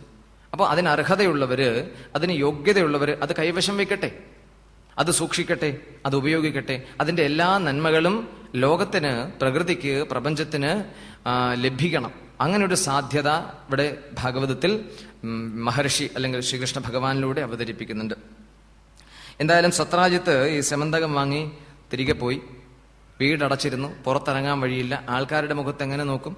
പലരും ചോദിക്കില്ലേ, ഞങ്ങളെല്ലാം വിശ്വസിക്കുകയും സ്നേഹിക്കുകയും ഒട്ട് ആരാധിക്കുകയും ചെയ്തിരുന്ന കൃഷ്ണനെക്കുറിച്ചാണ് ഈ ആക്ഷേപം ഇവിടെ മുഴുവൻ പ്രചരിച്ചത്. നിങ്ങളല്ലേ അതിന് കാരണം? ഇങ്ങനെ പറയാൻ പാടുണ്ടോ? ആൾക്കാരെക്കുറിച്ച് ഇങ്ങനെ ഇല്ലാത്ത കാര്യങ്ങൾ പറഞ്ഞു വരുന്നത് ശരിയാണോ? അതും കൃഷ്ണനെ ചൊല്ലി. ഇങ്ങനെയുള്ള കാര്യങ്ങൾ കേട്ടാൽ അതിന് മറുപടിയില്ല. മാത്രമല്ല, ഇതിന് കാരണക്കാരൻ താനാണല്ലോ എന്നൊരു കുറ്റബോധം സത്രാജിത്തിന്റെ ഉള്ളിലുണ്ടായി, പശ്ചാത്താപം ഉണ്ടായി. പക്ഷെ എന്ത് പരിഹാരം? ദിവസം പ്രതി മനോവിഷമം വർദ്ധിച്ചു വന്നിരുന്നു. അപ്പൊ അവസാനം അതിനൊരു പരിഹാരം കണ്ടെത്തിയത് സത്രാജിത്ത് തന്റെ മകളെ സത്യഭാമയെ, സുന്ദരിയാണ്, നല്ല ഗുണങ്ങളും കുറേ നല്ല ശീലങ്ങളും തികഞ്ഞവളാണ് ഈ സത്യഭാമ. അപ്പൊ ആ സത്യഭാമയെ കൃഷ്ണന് നൽകിയാൽ, കൃഷ്ണന്റെ പത്നിയാക്കി തീർത്താൽ കൃഷ്ണനുമായി ഒരു ബന്ധം സ്ഥാപിക്കപ്പെടും. കൃഷ്ണൻ തന്റെ ബന്ധുവായി തീരും. അപ്പൊ അങ്ങനെ വന്നാൽ ഈ ചെയ്തതിനൊരു പശ്ചാത്താപം, ഒരു പ്രായശ്ചിത്തമാകും. മാത്രമല്ല നാട്ടുകാരുടെ ഈ പറഞ്ഞു നടക്കുന്നതിൽ അവരൊക്കെ പിൻവാങ്ങുകയും ചെയ്യും. അപ്പൊ അതിനൊരു ദിവസം സത്യഭാമയെയും ഈ സമന്തകരത്നത്തെയും കൂട്ടി സത്രാജിത്ത് ഭഗവാനെ ചെന്ന് കണ്ടു, കാര്യം അറിയിച്ചു. നോക്കൂ, ഭഗവാനെ, അങ്ങ് എന്റെ മകളെ സ്വീകരിക്കണം, വിവാഹ സമ്മാനമായി ഈ സമന്തകരത്നവും അങ്ങ് സ്വീകരിക്കണം. കാര്യങ്ങളൊക്കെ കേട്ടതിന് ശേഷം ഭഗവാൻ പറഞ്ഞു, സത്യഭാമയെ ഞാൻ സ്വീകരിക്കാം, പക്ഷെ സ്യമന്തകം അതങ്ങയുടെ കയ്യിൽ തന്നെ ഇരിക്കട്ടെ. അങ്ങനെ ഒരു ശുഭമുഹൂർത്തത്തിൽ സത്യഭാമയെയും ജാംബവതിയെയും എല്ലാവരും കാണുകെ വിധിപ്രകാരം തന്റെ ധർമ്മപത്നിമാരായി സ്വീകരിച്ചു ഭഗവാൻ. അപ്പൊ ഇന്നലെ രുക്മിണി അധികം സത്യഭാമ അധികം ജാംബവതി, ഇപ്പൊ മൊത്തത്തിൽ 3 പേരായി. വിശേഷ സംഭവങ്ങളൊന്നും കൂടാതെ ദിവസങ്ങൾ മുന്നോട്ട് നീങ്ങി. ഇതിനിടയിൽ പാണ്ഡവർക്ക് എന്തോ അത്യാപത്ത് സംഭവിച്ചതായ ചില വാർത്തകളൊക്കെ കേട്ടു. അവരെ അരക്കല്ലിൽപ്പെട്ട് കൊല്ലാൻ ശ്രമിച്ചു, അവർ രക്ഷപ്പെട്ടു. അങ്ങനെ പലതരത്തിൽ പാണ്ഡവർക്ക് ഉള്ള പ്രയാസങ്ങൾ, ദുരിതങ്ങളൊക്കെ കേട്ടപ്പോൾ അവരെ ആശ്വസിപ്പിക്കാൻ, അവരോടൊപ്പം കുറച്ച് ദിവസം താമസിച്ച് അവർക്കൊരു ഒരു സമാധാനം നൽകാനായി ബലരാമസ്വാമിയും ശ്രീകൃഷ്ണ ഭഗവാനും കൂടി ഹസ്തിനാപുരിയിലേക്ക് പുറപ്പെട്ടു. അവിടെ ചെന്ന് താമസിച്ചു. അവിടെ താമസിക്കുന്ന കാലത്താണ് ബലരാമസ്വാമി ഗദായുദ്ധം ദുര്യോധനനെയും അതുപോലെ ഭീമസേനെയും അഭ്യസിപ്പിക്കുന്നത്. ആ കാലത്താണ്, അവിടെ വെച്ചിട്ടാണ്. 2 പേർക്കും ഈ യുദ്ധത്തിൽ വേണ്ട അഭ്യാസം അല്ലെങ്കിൽ പരിശീലനം നൽകുന്നത് ബലരാമസ്വാമിയാണ്. അത് ആ കാലത്താണ് നടന്നിട്ടുള്ളത്. അങ്ങനെ കാര്യങ്ങളൊക്കെ മുന്നോട്ട് പോയിക്കൊണ്ടേയിരുന്നു. ഇതിനിടയിൽ ദ്വാരകയിൽ ഒരു അത്യാഹിതം സംഭവിച്ചു. ഈ സത്യഭാമയെ കണ്ണുവെച്ചവർ പലരുണ്ടായിരുന്നു. കിട്ടിയാൽ കൊള്ളാം എന്നൊക്കെ വിചാരിച്ച് സത്യഭാമയെ മോഹിച്ച് നടന്ന പലരും ഉണ്ടായിരുന്നു. അതിലൊരാളായിരുന്നു ശതധന്വാവ്. ശതധന്വാവിന് സത്യഭാമയിലായിരുന്നില്ല താല്പര്യം. എന്താണെന്നറിയാമോ? സത്യഭാമയെ കെട്ടിയാൽ എന്ത് കിട്ടും? വിവാഹ സമ്മാനമായി ഈ സ്യമന്തകം കിട്ടും. പിന്നെ പണിക്കൊന്നും പോകാട്ടെ, സുഖമായിട്ട് ഇങ്ങനെ ജീവിക്കാം. അപ്പൊ ആ പ്രതീക്ഷയോടെ ശതധന്വാവ് സത്യഭാമയെ കാക്ഷിച്ചിരുന്നു. പക്ഷേ ഈ ഒരു സംഭവം ഇടയ്ക്ക് ഉണ്ടായപ്പോ കൃഷ്ണന് സത്യഭാമയെ നൽകി സത്രാജിത്ത് തലയൂരി. ഇത് ശതധന്വാവിനെ ചൊടിപ്പിച്ചു. മാത്രമല്ല, ഈ ശതധന്വാവിന്റെ കൂട്ടുകാരായിരുന്നു അക്രൂരനും കൃതവർമാവും. അവർ പരിഹസിക്കാൻ തുടങ്ങി, പലതും പറഞ്ഞ് പരിഹസിക്കാൻ തുടങ്ങി. പലരും പറഞ്ഞ് കുറ്റപ്പെടുത്താനും പരിഹസിക്കാനും ആക്ഷേപിക്കാനും ഒക്കെ തുടങ്ങി. അപ്പോൾ ഇതും പറഞ്ഞ് കൃഷ്ണന് മുമ്പിലേക്ക് ചെന്നാൽ അവിടെ വില പോകില്ല. ഞാൻ പണ്ട് അങ്ങനെ ഇതൊന്നും അവിടെ കൃഷ്ണന്റെ മുമ്പിൽ ഇതെന്ന് പറഞ്ഞിട്ട് ഒരു കാര്യമേ ഇല്ല. അതുകൊണ്ട് അവിടെ പോയാൽ സത്യഭാമയെ കിട്ടുമെന്നോ ഈ പ്രശ്നത്തിന്റെ പരിഹാരമാകുമെന്നും പ്രതീക്ഷയില്ല. പക്ഷേ തന്നെ പറഞ്ഞു പറ്റിച്ച, തന്നെ തന്ത്രപരമായി ഒഴിവാക്കിയ സത്രാജിത്തിനോട് വിദ്വേഷവും പകയും പ്രതികാര ചിന്തയും വർദ്ധിച്ചു ശതധന്വാവിന്. സമയം നോക്കിയിരുന്നു, പണി കൊടുക്കാൻ സമയം നോക്കിയിരുന്നു. അങ്ങനെ ഇരിക്കുമ്പോഴാണ് ഭഗവാനും ബലഭദ്രസ്വാമിയും ഹസ്തിനാപുരിയിലേക്ക് പോയത്. ഈ സമയത്ത് ഇവിടെ പറ്റിയ സമയമാണ് പകരം വീട്ടാൻ. ആരും അറിയാതെ ശതധന്വാവ് സത്രാജിത്തിന്റെ അന്തഃപുരത്തിൽ കടന്നുകൂടി. എല്ലാവരും ഉറങ്ങിക്കഴിഞ്ഞു. വെളിച്ചം പൂർണ്ണമായി ഇല്ലാതായ സമയത്ത് ഈ സത്രാജിത്തിനെ വകവരുത്തി സ്യമന്തകമണിയുമായി അവിടെ നിന്ന് രക്ഷപ്പെട്ടു. പിറ്റേ പ്രഭാതത്തിൽ വാർത്ത കാട്ടുതീ പോലെ പരന്നു. അല്ലെ, TV ചാനലൊക്കെ എഴുതി കാണിച്ചു, സത്രാജിത്ത് കൊല്ലപ്പെട്ടു, സ്യമന്തകമണി കാണാനില്ല. വാർത്ത പെട്ടെന്ന് ലൈവ് കമന്ററിക്കൊക്കെ ആൾക്കാരിങ്ങനെ വന്നു തുടങ്ങി. അത് യാദവ് ഒരു വലിയ സമ്പന്നനല്ലേ, ധനവാനല്ലേ. ആ ധനവാന് അകാല മരണം സംഭവിച്ചാൽ, അതും ഒരു കൊലപാതകമാണെന്നറിഞ്ഞാൽ അത് വളരെ വാർത്താപ്രാധാന്യം. എത്രയോ സംഭവങ്ങൾ നമ്മുടെ ഇടയിൽ ഇപ്പോഴും നടക്കുന്നുണ്ടല്ലോ. സമ്പന്നരൊക്കെ അല്ലെ, അധിക ധനമുള്ളവരൊക്കെ കൊല്ലപ്പെടുമ്പോൾ അത് വാർത്താപ്രാധാന്യം നേടുന്നതാണ്. ഇതുപോലെ ദ്വാരകയിലെ സമ്പന്നനായിരുന്നു സത്രാജിത്ത്. അയാളുടെ കൊലപാതകം വളരെ പെട്ടെന്ന് ദ്വാരകയിൽ പ്രചരിച്ചു. സത്യഭാമ വന്നു, അച്ഛന്റെ മൃതദേഹം എണ്ണത്തോണിയിൽ സൂക്ഷിച്ചു. സ്യമന്തകമണിയില്ല, യാതൊരു തെളിവും അവശേഷിപ്പിച്ചിട്ടില്ല. ഈ കൊലപാതകി പോയ വഴിയറിയില്ല, ഒരു എത്തും പിടിയില്ലാത്ത സ്ഥിതി. എന്തായാലും മൃതദേഹം എണ്ണത്തോണിയിൽ സൂക്ഷിച്ചതിന് ശേഷം സത്യഭാമ ഒരു കുതിരപ്പുറത്ത് കയറി ഹസ്തിനാപുരിയിലേക്ക് പുറപ്പെട്ടു. അവിടെ ചെന്നു ഭഗവാനെ കണ്ട് കാര്യങ്ങളൊക്കെ പറഞ്ഞു എത്രയും പെട്ടെന്ന് മടങ്ങി വരണം. അവിടെ ആകെ പ്രശ്നങ്ങളാണ്. അപ്പൊ സത്യഭാമയോടൊപ്പം ഭഗവാൻ ദ്വാരകയിലേക്ക് മടങ്ങിയെത്തി. ഈ മൃതദേഹം എണ്ണത്തോണിൽ നിന്നൊക്കെ പുറത്തെടുത്ത് ഉചിതമായ രീതിയിൽ സംസ്കരിച്ചു. അന്ത്യേഷ്ടി കർമ്മങ്ങളൊക്കെ ചെയ്തു. അപ്പൊ ഈ സംസ്കാരക്രിയകൾ, അന്ത്യേഷ്ടി കർമ്മങ്ങൾ, മരണാനന്ത ക്രിയകളൊക്കെ എത്രയോ പഴക്കമുള്ള ഒരു പ്രക്രിയയാണ് നമ്മുടെ സമാജത്തിൽ. എണ്ണമറ്റ തലമുറകളെ കൂട്ടിഘടിപ്പിക്കുന്ന അതിവിശിഷ്ടമായ ഒരു സത്കർമ്മമായി നമുക്കിതിനെയൊക്കെ കാണേണ്ടതുണ്ട്. ഞങ്ങളിത് പറയുമ്പോൾ പലപ്പോഴും ഈ കുടുംബ ബന്ധങ്ങൾ നമ്മുടെ സമൂഹത്തിൻ്റെയും നമ്മുടെ ധർമ്മ സംരക്ഷണത്തിൻ്റെയും അനിവാര്യമായ ചില കണ്ണികളാണ്. കുടുംബ ബന്ധങ്ങളെ വളരെ ശക്തിയായും പവിത്രമായും അതർഹിക്കുന്ന ഗൗരവത്തോടും പരിപാലിക്കേണ്ടത് ഏതൊരു കാലത്തും സമാജത്തിന്റെ സുസ്ഥിരതയ്ക്കും വളർച്ചയ്ക്കും അനിവാര്യമായ ഒരു ഘടകമാണ്. ചില ക്ലാസ്സുകളിലൊക്കെ നമ്മൾ ഈ കുടുംബ ക്ലാസ്സുകളിലൊക്കെ സംസാരിക്കാൻ പോകുമ്പോൾ ചോദിക്കാറുണ്ട്. ഇവിടെയുള്ളവർക്ക് പലർക്കും അറിയാം, നമ്മളൊക്കെ ജീവിച്ചിരിക്കുന്നവരാണ്, അങ്ങനെയാണല്ലോ, നമ്മുടെ ശരീരത്തോടുകൂടി ജീവിച്ചിരിക്കുന്നവരാണെന്നാണല്ലോ നമ്മുടെയൊക്കെ ധാരണ. അതങ്ങനെ ഇരിക്കട്ടെ. നമ്മുടെ ഓരോരുത്തരുടെയും ആയുഷ്കാലത്ത് എത്ര തലമുറകളുമായി ഇടപഴകാൻ സാധിക്കും എന്നൊരു ചോദ്യം ചോദിച്ചാൽ കൃത്യമായ ഉത്തരം പറയാൻ ഇനിയും ആലോചിക്കേണ്ടി വരും. സാമാന്യേന നമുക്ക് കുടുംബ ജീവിതത്തിൽ പ്രവേശിച്ച് കഴിയുന്ന സമയത്ത് എത്ര തലമുറകളുമായി ഇടപഴകാൻ സാധിക്കുമെന്ന് ചോദിച്ചാൽ ഒറ്റയടിക്ക് ഉത്തരം പറയാം, 5 തലമുറകളുമായി സാമാന്യേന ഇടപഴകാൻ സാധിക്കും. 5 തലമുറകളെ കണ്ട് അവരോടൊപ്പം ജീവിക്കാനുള്ള ഒരു അപൂർവ ഭാഗ്യം, ഒരു അപൂർവ അവസരം എവിടെയുള്ളൂ? ഈ ലോകത്ത് ഭാരതീയ കുടുംബ ജീവിതത്തിൽ മാത്രമേ ഉള്ളൂ. ലോകത്തെങ്ങുമില്ല. ഇങ്ങനെ തുടർച്ചയായ ഒരു കുടുംബക്രമവും കുടുംബ സംവിധാനവും നിലനിൽക്കുന്ന അതിശ്രേഷ്ഠമായ ഒരു ഭൂമിയാണ് ഭാരതം. അതെങ്ങനെ 5 തലമുറകൾ എന്ന് പറഞ്ഞാൽ അതുകൂടി പറയണമല്ലോ. അപ്പൊ നോക്കൂ, നമുക്ക് ഈ ജീവിച്ചിരിക്കുന്ന വർത്തമാനകാലം, നമ്മുടെ തലമുറ 1, നമുക്ക് തൊട്ടു മുൻപുള്ള അച്ഛൻ അമ്മ, അത് നമുക്ക് തൊട്ടു മുൻപുള്ള ആദ്യത്തെ തലമുറ, അവരുടെയും അച്ഛനമ്മ, മുത്തശ്ശൻ മുത്തശ്ശി എന്ന് പറയുന്നവർ. അപ്പൊ നമുക്ക് തൊട്ടു മുൻപുള്ള 2 തലമുറകളെ കാണാനും അവരോടൊപ്പം ഇടപഴകാനും സാധിച്ചിട്ടുണ്ട്. ഇനി വിവാഹശേഷം കുടുംബബന്ധ ജീവിതത്തിൽ മക്കളുണ്ടായി. അപ്പൊ നമുക്ക് ശേഷമുള്ള ആദ്യത്തെ തലമുറ, അവരും വളർന്നു, അവരെ വിവാഹിതരാക്കി, അവർക്ക് കുട്ടികൾ ഉണ്ടായി കഴിയുമ്പോൾ, പേരക്കുട്ടികളാണല്ലോ അവർക്ക് കുട്ടികൾ ഉണ്ടായി കഴിയുമ്പോൾ നമുക്ക് ശേഷമുള്ള 2ാമത്തെ തലമുറ. അപ്പൊ നമുക്ക് മുൻപുള്ള 2, നമുക്ക് ശേഷം വരുന്ന 2, നാം അടങ്ങുന്ന 1. അപ്പൊ 2ഉം 2ഉം 4ഉം 1ഉം 5 തലമുറകളുമായി ഇടപഴകാനുള്ള ഒരു സുവർണ അവസരമാണ് ഭാരതീയ കുടുംബജീവിതത്തിലുള്ളത്. വേറെ ലോകത്തെങ്ങും ഇങ്ങനെയില്ല. അപ്പൊ ആ കുടുംബ ബന്ധങ്ങളെ ഊട്ടിയുറപ്പിക്കാനും പവിത്രമായ ഒരു സംസ്കാരത്തിന്റെ ജീവിച്ചിരിക്കുന്ന കണ്ണികളാണ്, ആ സംസ്കാരം കൈമാറാൻ ബാധ്യതയുള്ളവരാണ് നമ്മൾ എന്ന് നമ്മളെ ഓർമ്മപ്പെടുത്തുന്നതാണ് പ്രതിവർഷം നടത്തുന്ന ശ്രാദ്ധകർമ്മങ്ങളെല്ലാം. ശ്രാദ്ധവും മരണാനന്തര ക്രിയകളും എല്ലാം തന്നെ ഈ ഒരു അർത്ഥത്തിൽ തീർച്ചയായിട്ടും നിലനിൽക്കേണ്ടതും അത് നിലനിർത്തേണ്ടതുമാണ്. അതിൻ്റെയൊക്കെ ആവശ്യം പറയാതെ വയ്യ. അപ്പൊ ഇവിടെ പറയുന്നു, ഈ മരണാനന്തര ക്രിയകളൊക്കെ ചെയ്തതിന് ശേഷം മൃതദേഹം എല്ലാം പൂർത്തിയാക്കി. എന്നാലും ചോദ്യം അവശേഷിക്കുന്നുണ്ട്, ആരാണ് ഇതിന്റെ പിന്നിൽ പ്രവർത്തിച്ചിട്ടുള്ളത്? അങ്ങനെ അന്വേഷണം പല വഴിക്ക് പോയി, ഒരാളെയും പിടികിട്ടിയില്ല, തൊണ്ടി മുതൽ കിട്ടാനില്ല, യാതൊരു സൂചനയുമില്ല. അവസാനം ചില സൂചനകളുടെ അടിസ്ഥാനത്തിൽ ശതധന്വാവിനെ തേടി പുറപ്പെട്ടു കൃഷ്ണനും ബലരാമസ്വാമി. അപ്പൊ ഇവര് 3 ഒരുമിച്ചാണ് താമസം. അക്രൂരനും കൃതവർമാവും ശതധന്വാവും ചേർന്നാണ് താമസം. കാര്യങ്ങളൊക്കെ കൈവിട്ടു പോകുന്ന സ്ഥിതിയിലെത്തി. കൃഷ്ണൻ ഇതിൽ ഇടപെട്ട് അന്വേഷിക്കുന്നു വർത്തമാനം ശതധന്വാവ് അറിഞ്ഞു. ഇത് മുന്നോട്ട് പോയാൽ താൻ പിടിക്കപ്പെടുമെന്ന സ്ഥിതി വന്നപ്പോ കൃഷ്ണനോട് എതിർക്കാൻ വേണ്ടി സഹായം അഭ്യർത്ഥിച്ചു ശതധന്വാവ് അക്രൂരനോടും കൃതവർമാവിനോടും. അവ സുഹൃത്തുക്കളാണ്, കാര്യമൊക്കെ ശരിയാണ്. പക്ഷേ ഒരു ആപത്തിൽ പെട്ടുകഴിഞ്ഞാൽ പെട്ടത് തന്നെയാണ്. അപ്പൊ അവര് പറഞ്ഞു, കൃഷ്ണനോട് എതിർക്കുന്ന കാര്യം ചിന്തിക്കാനേ പറ്റില്ല. ഈ പ്രപഞ്ചം മുഴുവൻ, ഈ കാണപ്പെടുന്ന ലോകമുണ്ടല്ലോ, ഈ പ്രപഞ്ചം മുഴുവൻ സൃഷ്ടിക്കുകയും ആ പ്രപഞ്ചത്തെ പരിപാലിക്കുകയും നിലനിർത്തുകയോ ചെയ്തു പോരുന്ന ഭഗവാനോട് എതിർക്കാൻ ഈ ലോകത്ത് ആരാ ഉള്ളത്?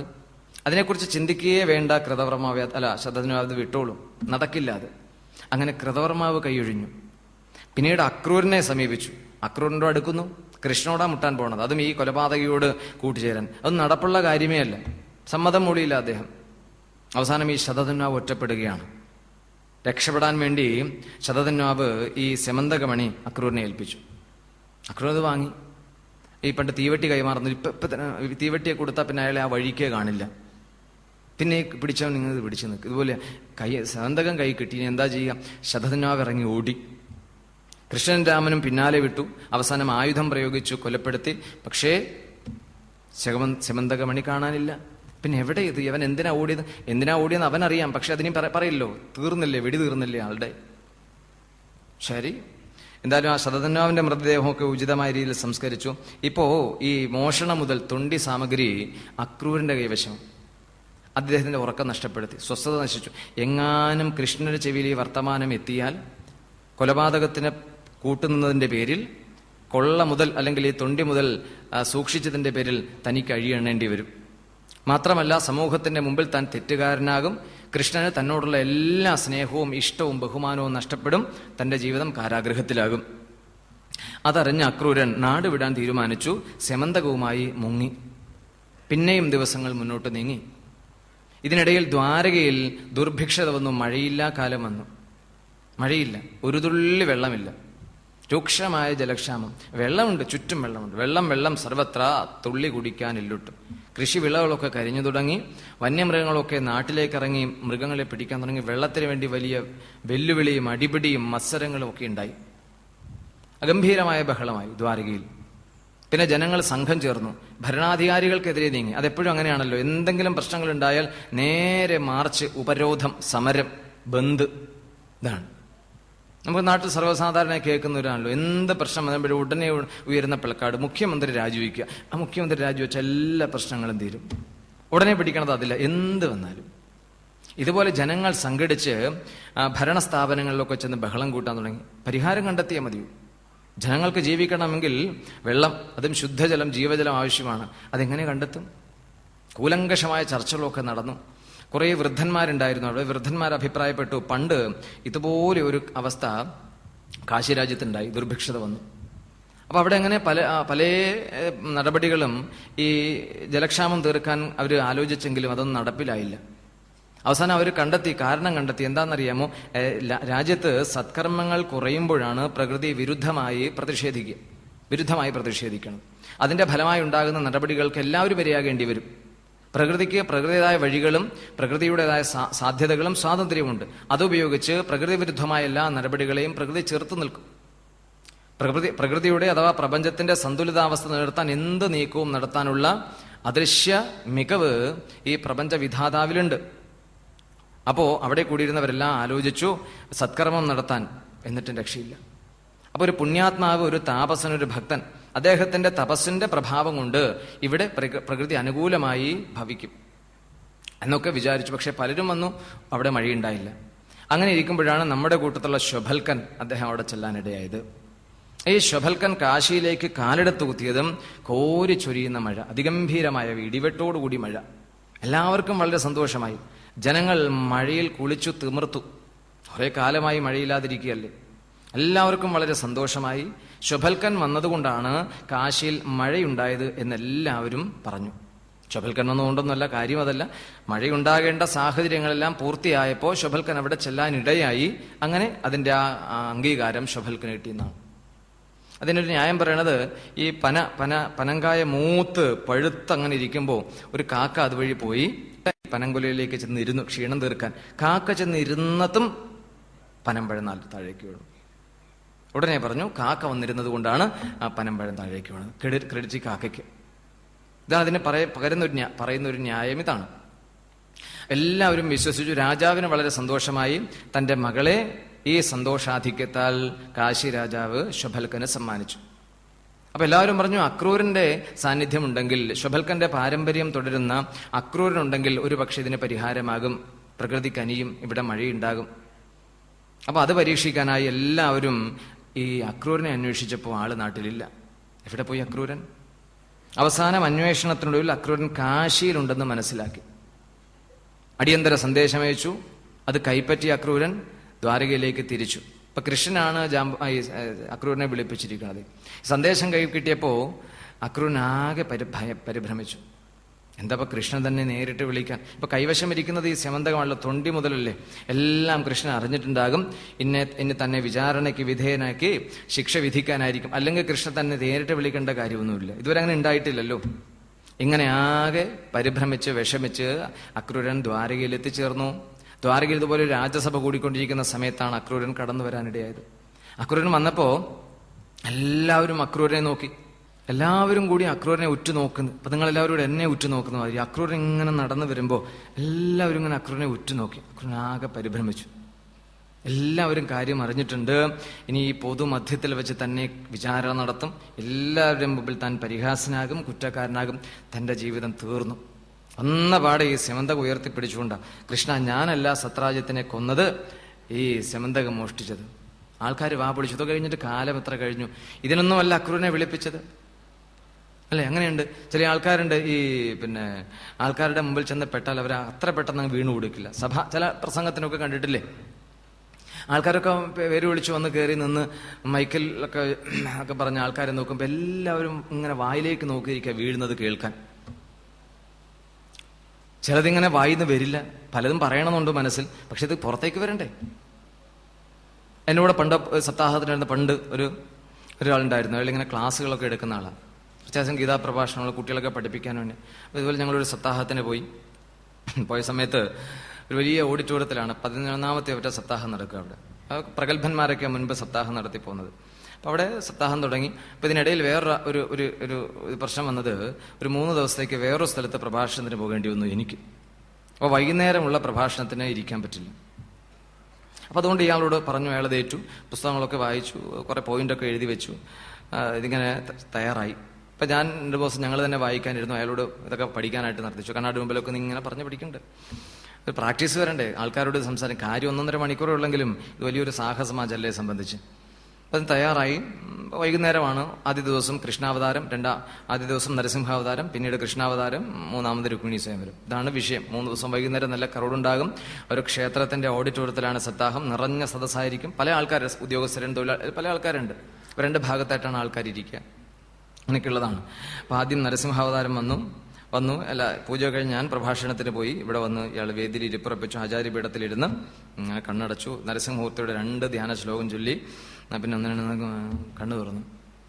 ഈ വായിക്കുന്ന കാര്യത്തിൽ അത്ര പ്രയാസമുള്ളത് ഈ പുസ്തകത്തിൽ നിങ്ങൾ വായിച്ചു പോയാൽ. പക്ഷെ വായിച്ച ഭാഗങ്ങളെക്കുറിച്ചൊരു കുറച്ചു നേരം സംസാരിക്കണം എങ്കിൽ അതിന് കുറച്ച് പരിചയവും ഒക്കെ വേണം. പോട്ടെ.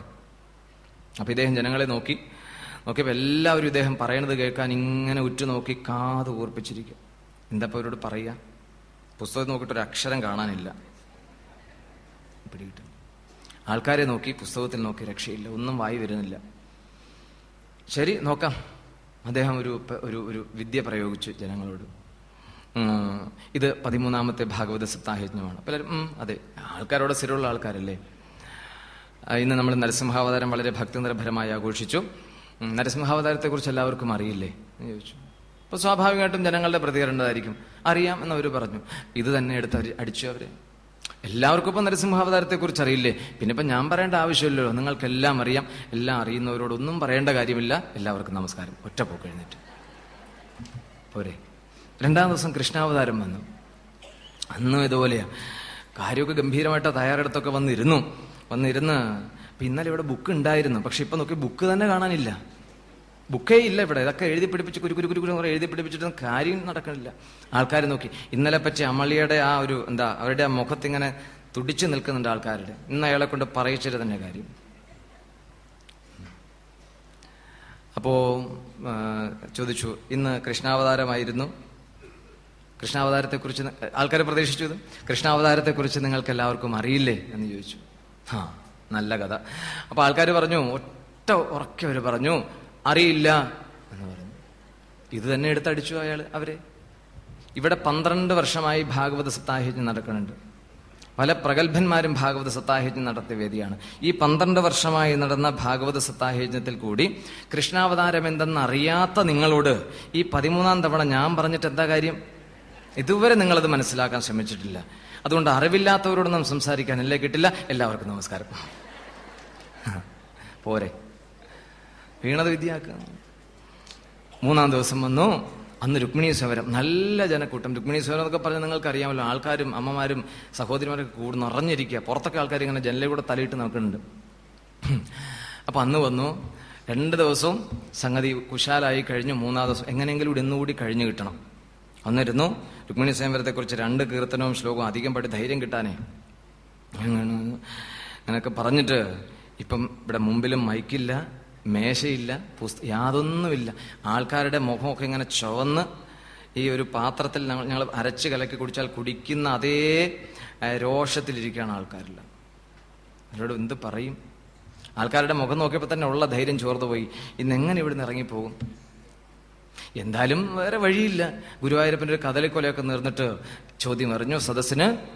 രുക്മിണി സ്വയംവരം വളരെ ഭംഗിയായി കഴിഞ്ഞു. എല്ലാവർക്കും രുക്മിണി സ്വയംവരത്തെക്കുറിച്ച് അറിയില്ലേ? ആൾക്കാർ നേരത്തെ തയ്യാറായി വന്നിരുന്നു. ഇയാൾ ഇത് തന്നെ ചോദിച്ചാൽ അയാളെ കൊണ്ട് പറയിക്കണം. എന്ത് ചെയ്യുമെന്നറിയാമോ? 2 വിഭാഗമായിരുന്ന സദസ്സിന്റെ ഒരു കൂട്ടർ പറഞ്ഞു അറിയാമെന്ന് പറഞ്ഞു നിർത്തി. അതേ സമയത്ത് ഇപ്പുറത്തിരുന്നവർ പറഞ്ഞു അറിയില്ല എന്നുറക്കെ പറഞ്ഞു. എന്ത് ചെയ്യും? അത് തന്നെ അദ്ദേഹത്തിന് വീണത് വിദ്യയാക്കി കിട്ടി. അറിയുന്നവർ ധാരാളം ഈ ഭാഗത്തിരിപ്പുണ്ട്. അറിയാത്തവരാണ് ഇവിടെ ഇരിക്കുന്നവർ മുഴുവനും. പിന്നെ ഇപ്പം എൻ്റെ ആവശ്യമില്ലല്ലോ. അറിയാത്ത കാര്യങ്ങൾ നിങ്ങൾ അറിയുള്ളവരോട് ചോദിച്ച് മനസ്സിലാക്കിക്കോളൂ. എല്ലാവർക്കും നമസ്കാരം. ഒറ്റ ഓട്ടം എഴുന്നേറ്റ് നടക്കുകയല്ല. ഇതുപോലെ അക്രൂരൻ കടന്നു വന്നപ്പോൾ എല്ലാവരും രൂക്ഷമായി നോക്കി. ഇതാണ് ഈ സെമന്തകത്തിന്റെ തിരോധാനത്തിൽ ഉണ്ടായതെന്ന് തെളിവ് സഹിതം ആ സഭയെ ധരിപ്പിച്ചു. എല്ലാവർക്കും ബോധ്യമായി കൃഷ്ണനൊന്നും അല്ല ഇതിന്റെ പിന്നിൽ ഇത്തരം ഈ ദുരന്തത്തിനൊന്നും കാരണം. പറഞ്ഞു, സത്രാജിത്തിന്റെ കൈവശമുണ്ടായിരുന്ന ഈ വളരെ മഹത്തായ നിക്ഷേപം ഇപ്പോൾ അക്രൂര അങ്ങയുടെ കൈവശമാണ് വന്നു ചേർന്നിരിക്കുന്നത്. സെമന്തകമല്ല കുഴപ്പമുണ്ടാക്കിയത്. നമുക്ക് കൺക്ലൂഡ് ചെയ്യാം, സെമന്തകമല്ല ഈ ഉപദ്രവത്തിനൊന്നും കാരണം. സെമന്തകം സൂര്യാനുഗ്രഹം മൂലം സത്രാജിത്തിന് കൈവന്ന ഒരു ദിവ്യ സമ്മാനമാണ്.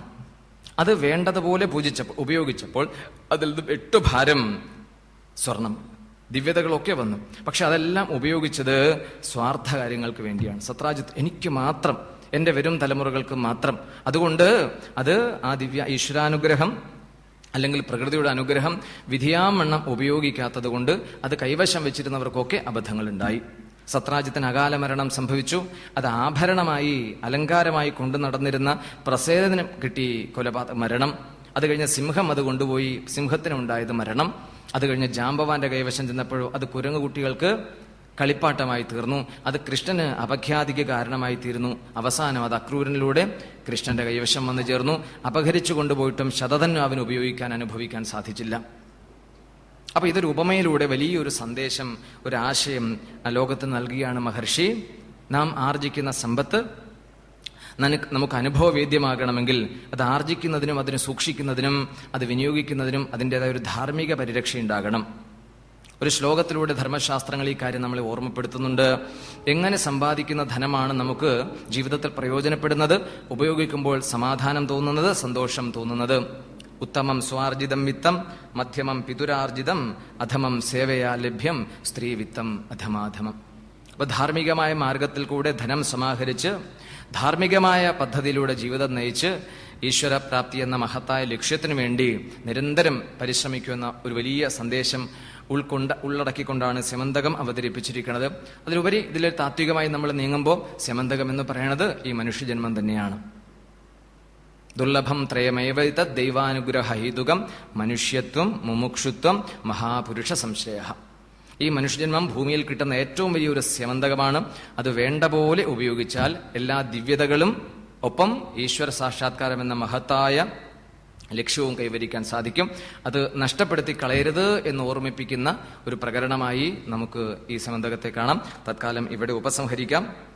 ശ്രീമദ് ഭാഗവത തത്വസമീക്ഷാ സത്രത്തിന്റെ 7ാം സുദിനമായ ഇന്ന് ഈ സെമന്തക വിചാരത്തിലൂടെ ജീവിതത്തിൽ മഹത്തായ ഒരു ആദർശവും ഒരു ആശയവും നിങ്ങൾക്ക് കൈവന്നു എങ്കിൽ ഞങ്ങളുടെ ഉദ്യമം സഫലമായി, ധന്യമായി. എല്ലാവർക്കും സർവ്വവിധ മംഗളങ്ങളും നേരുന്നു. 5 മിനിറ്റ് അധികം എടുത്തിട്ടുണ്ട്, വെറുതെ അല്ല. എന്നെ 3 തവണ അവർ ബ്ലോക്ക് ചെയ്തു. 3 തവണ ഞാൻ ബ്ലോക്ക് ചെയ്തു. അതുകൊണ്ട് അതിന്റെ നഷ്ടപരിഹാരം കൂടെ കൂട്ടിയാണ് 5 മിനിറ്റ് എടുത്തത്. ഗോപാലരത്നം ഭുവനൈകരത്നം ഗോപാംഗനാ യൗവന ഭാഗ്യരത്നം ശ്രീകൃഷ്ണരത്നം സുരസേവ്യരത്നം വന്ദാമഹേ യാദവ വംശരത്നം മദീയ ഹൃദയാകാശേ സദാനന്ദമയോ ഗുരു ഉദേതു സതതം സമ്യഗ് അജ്ഞാനതിമിരാരുണഃ. ഹരി ഓം ശ്രീ ഗുരുഭ്യോ നമഃ.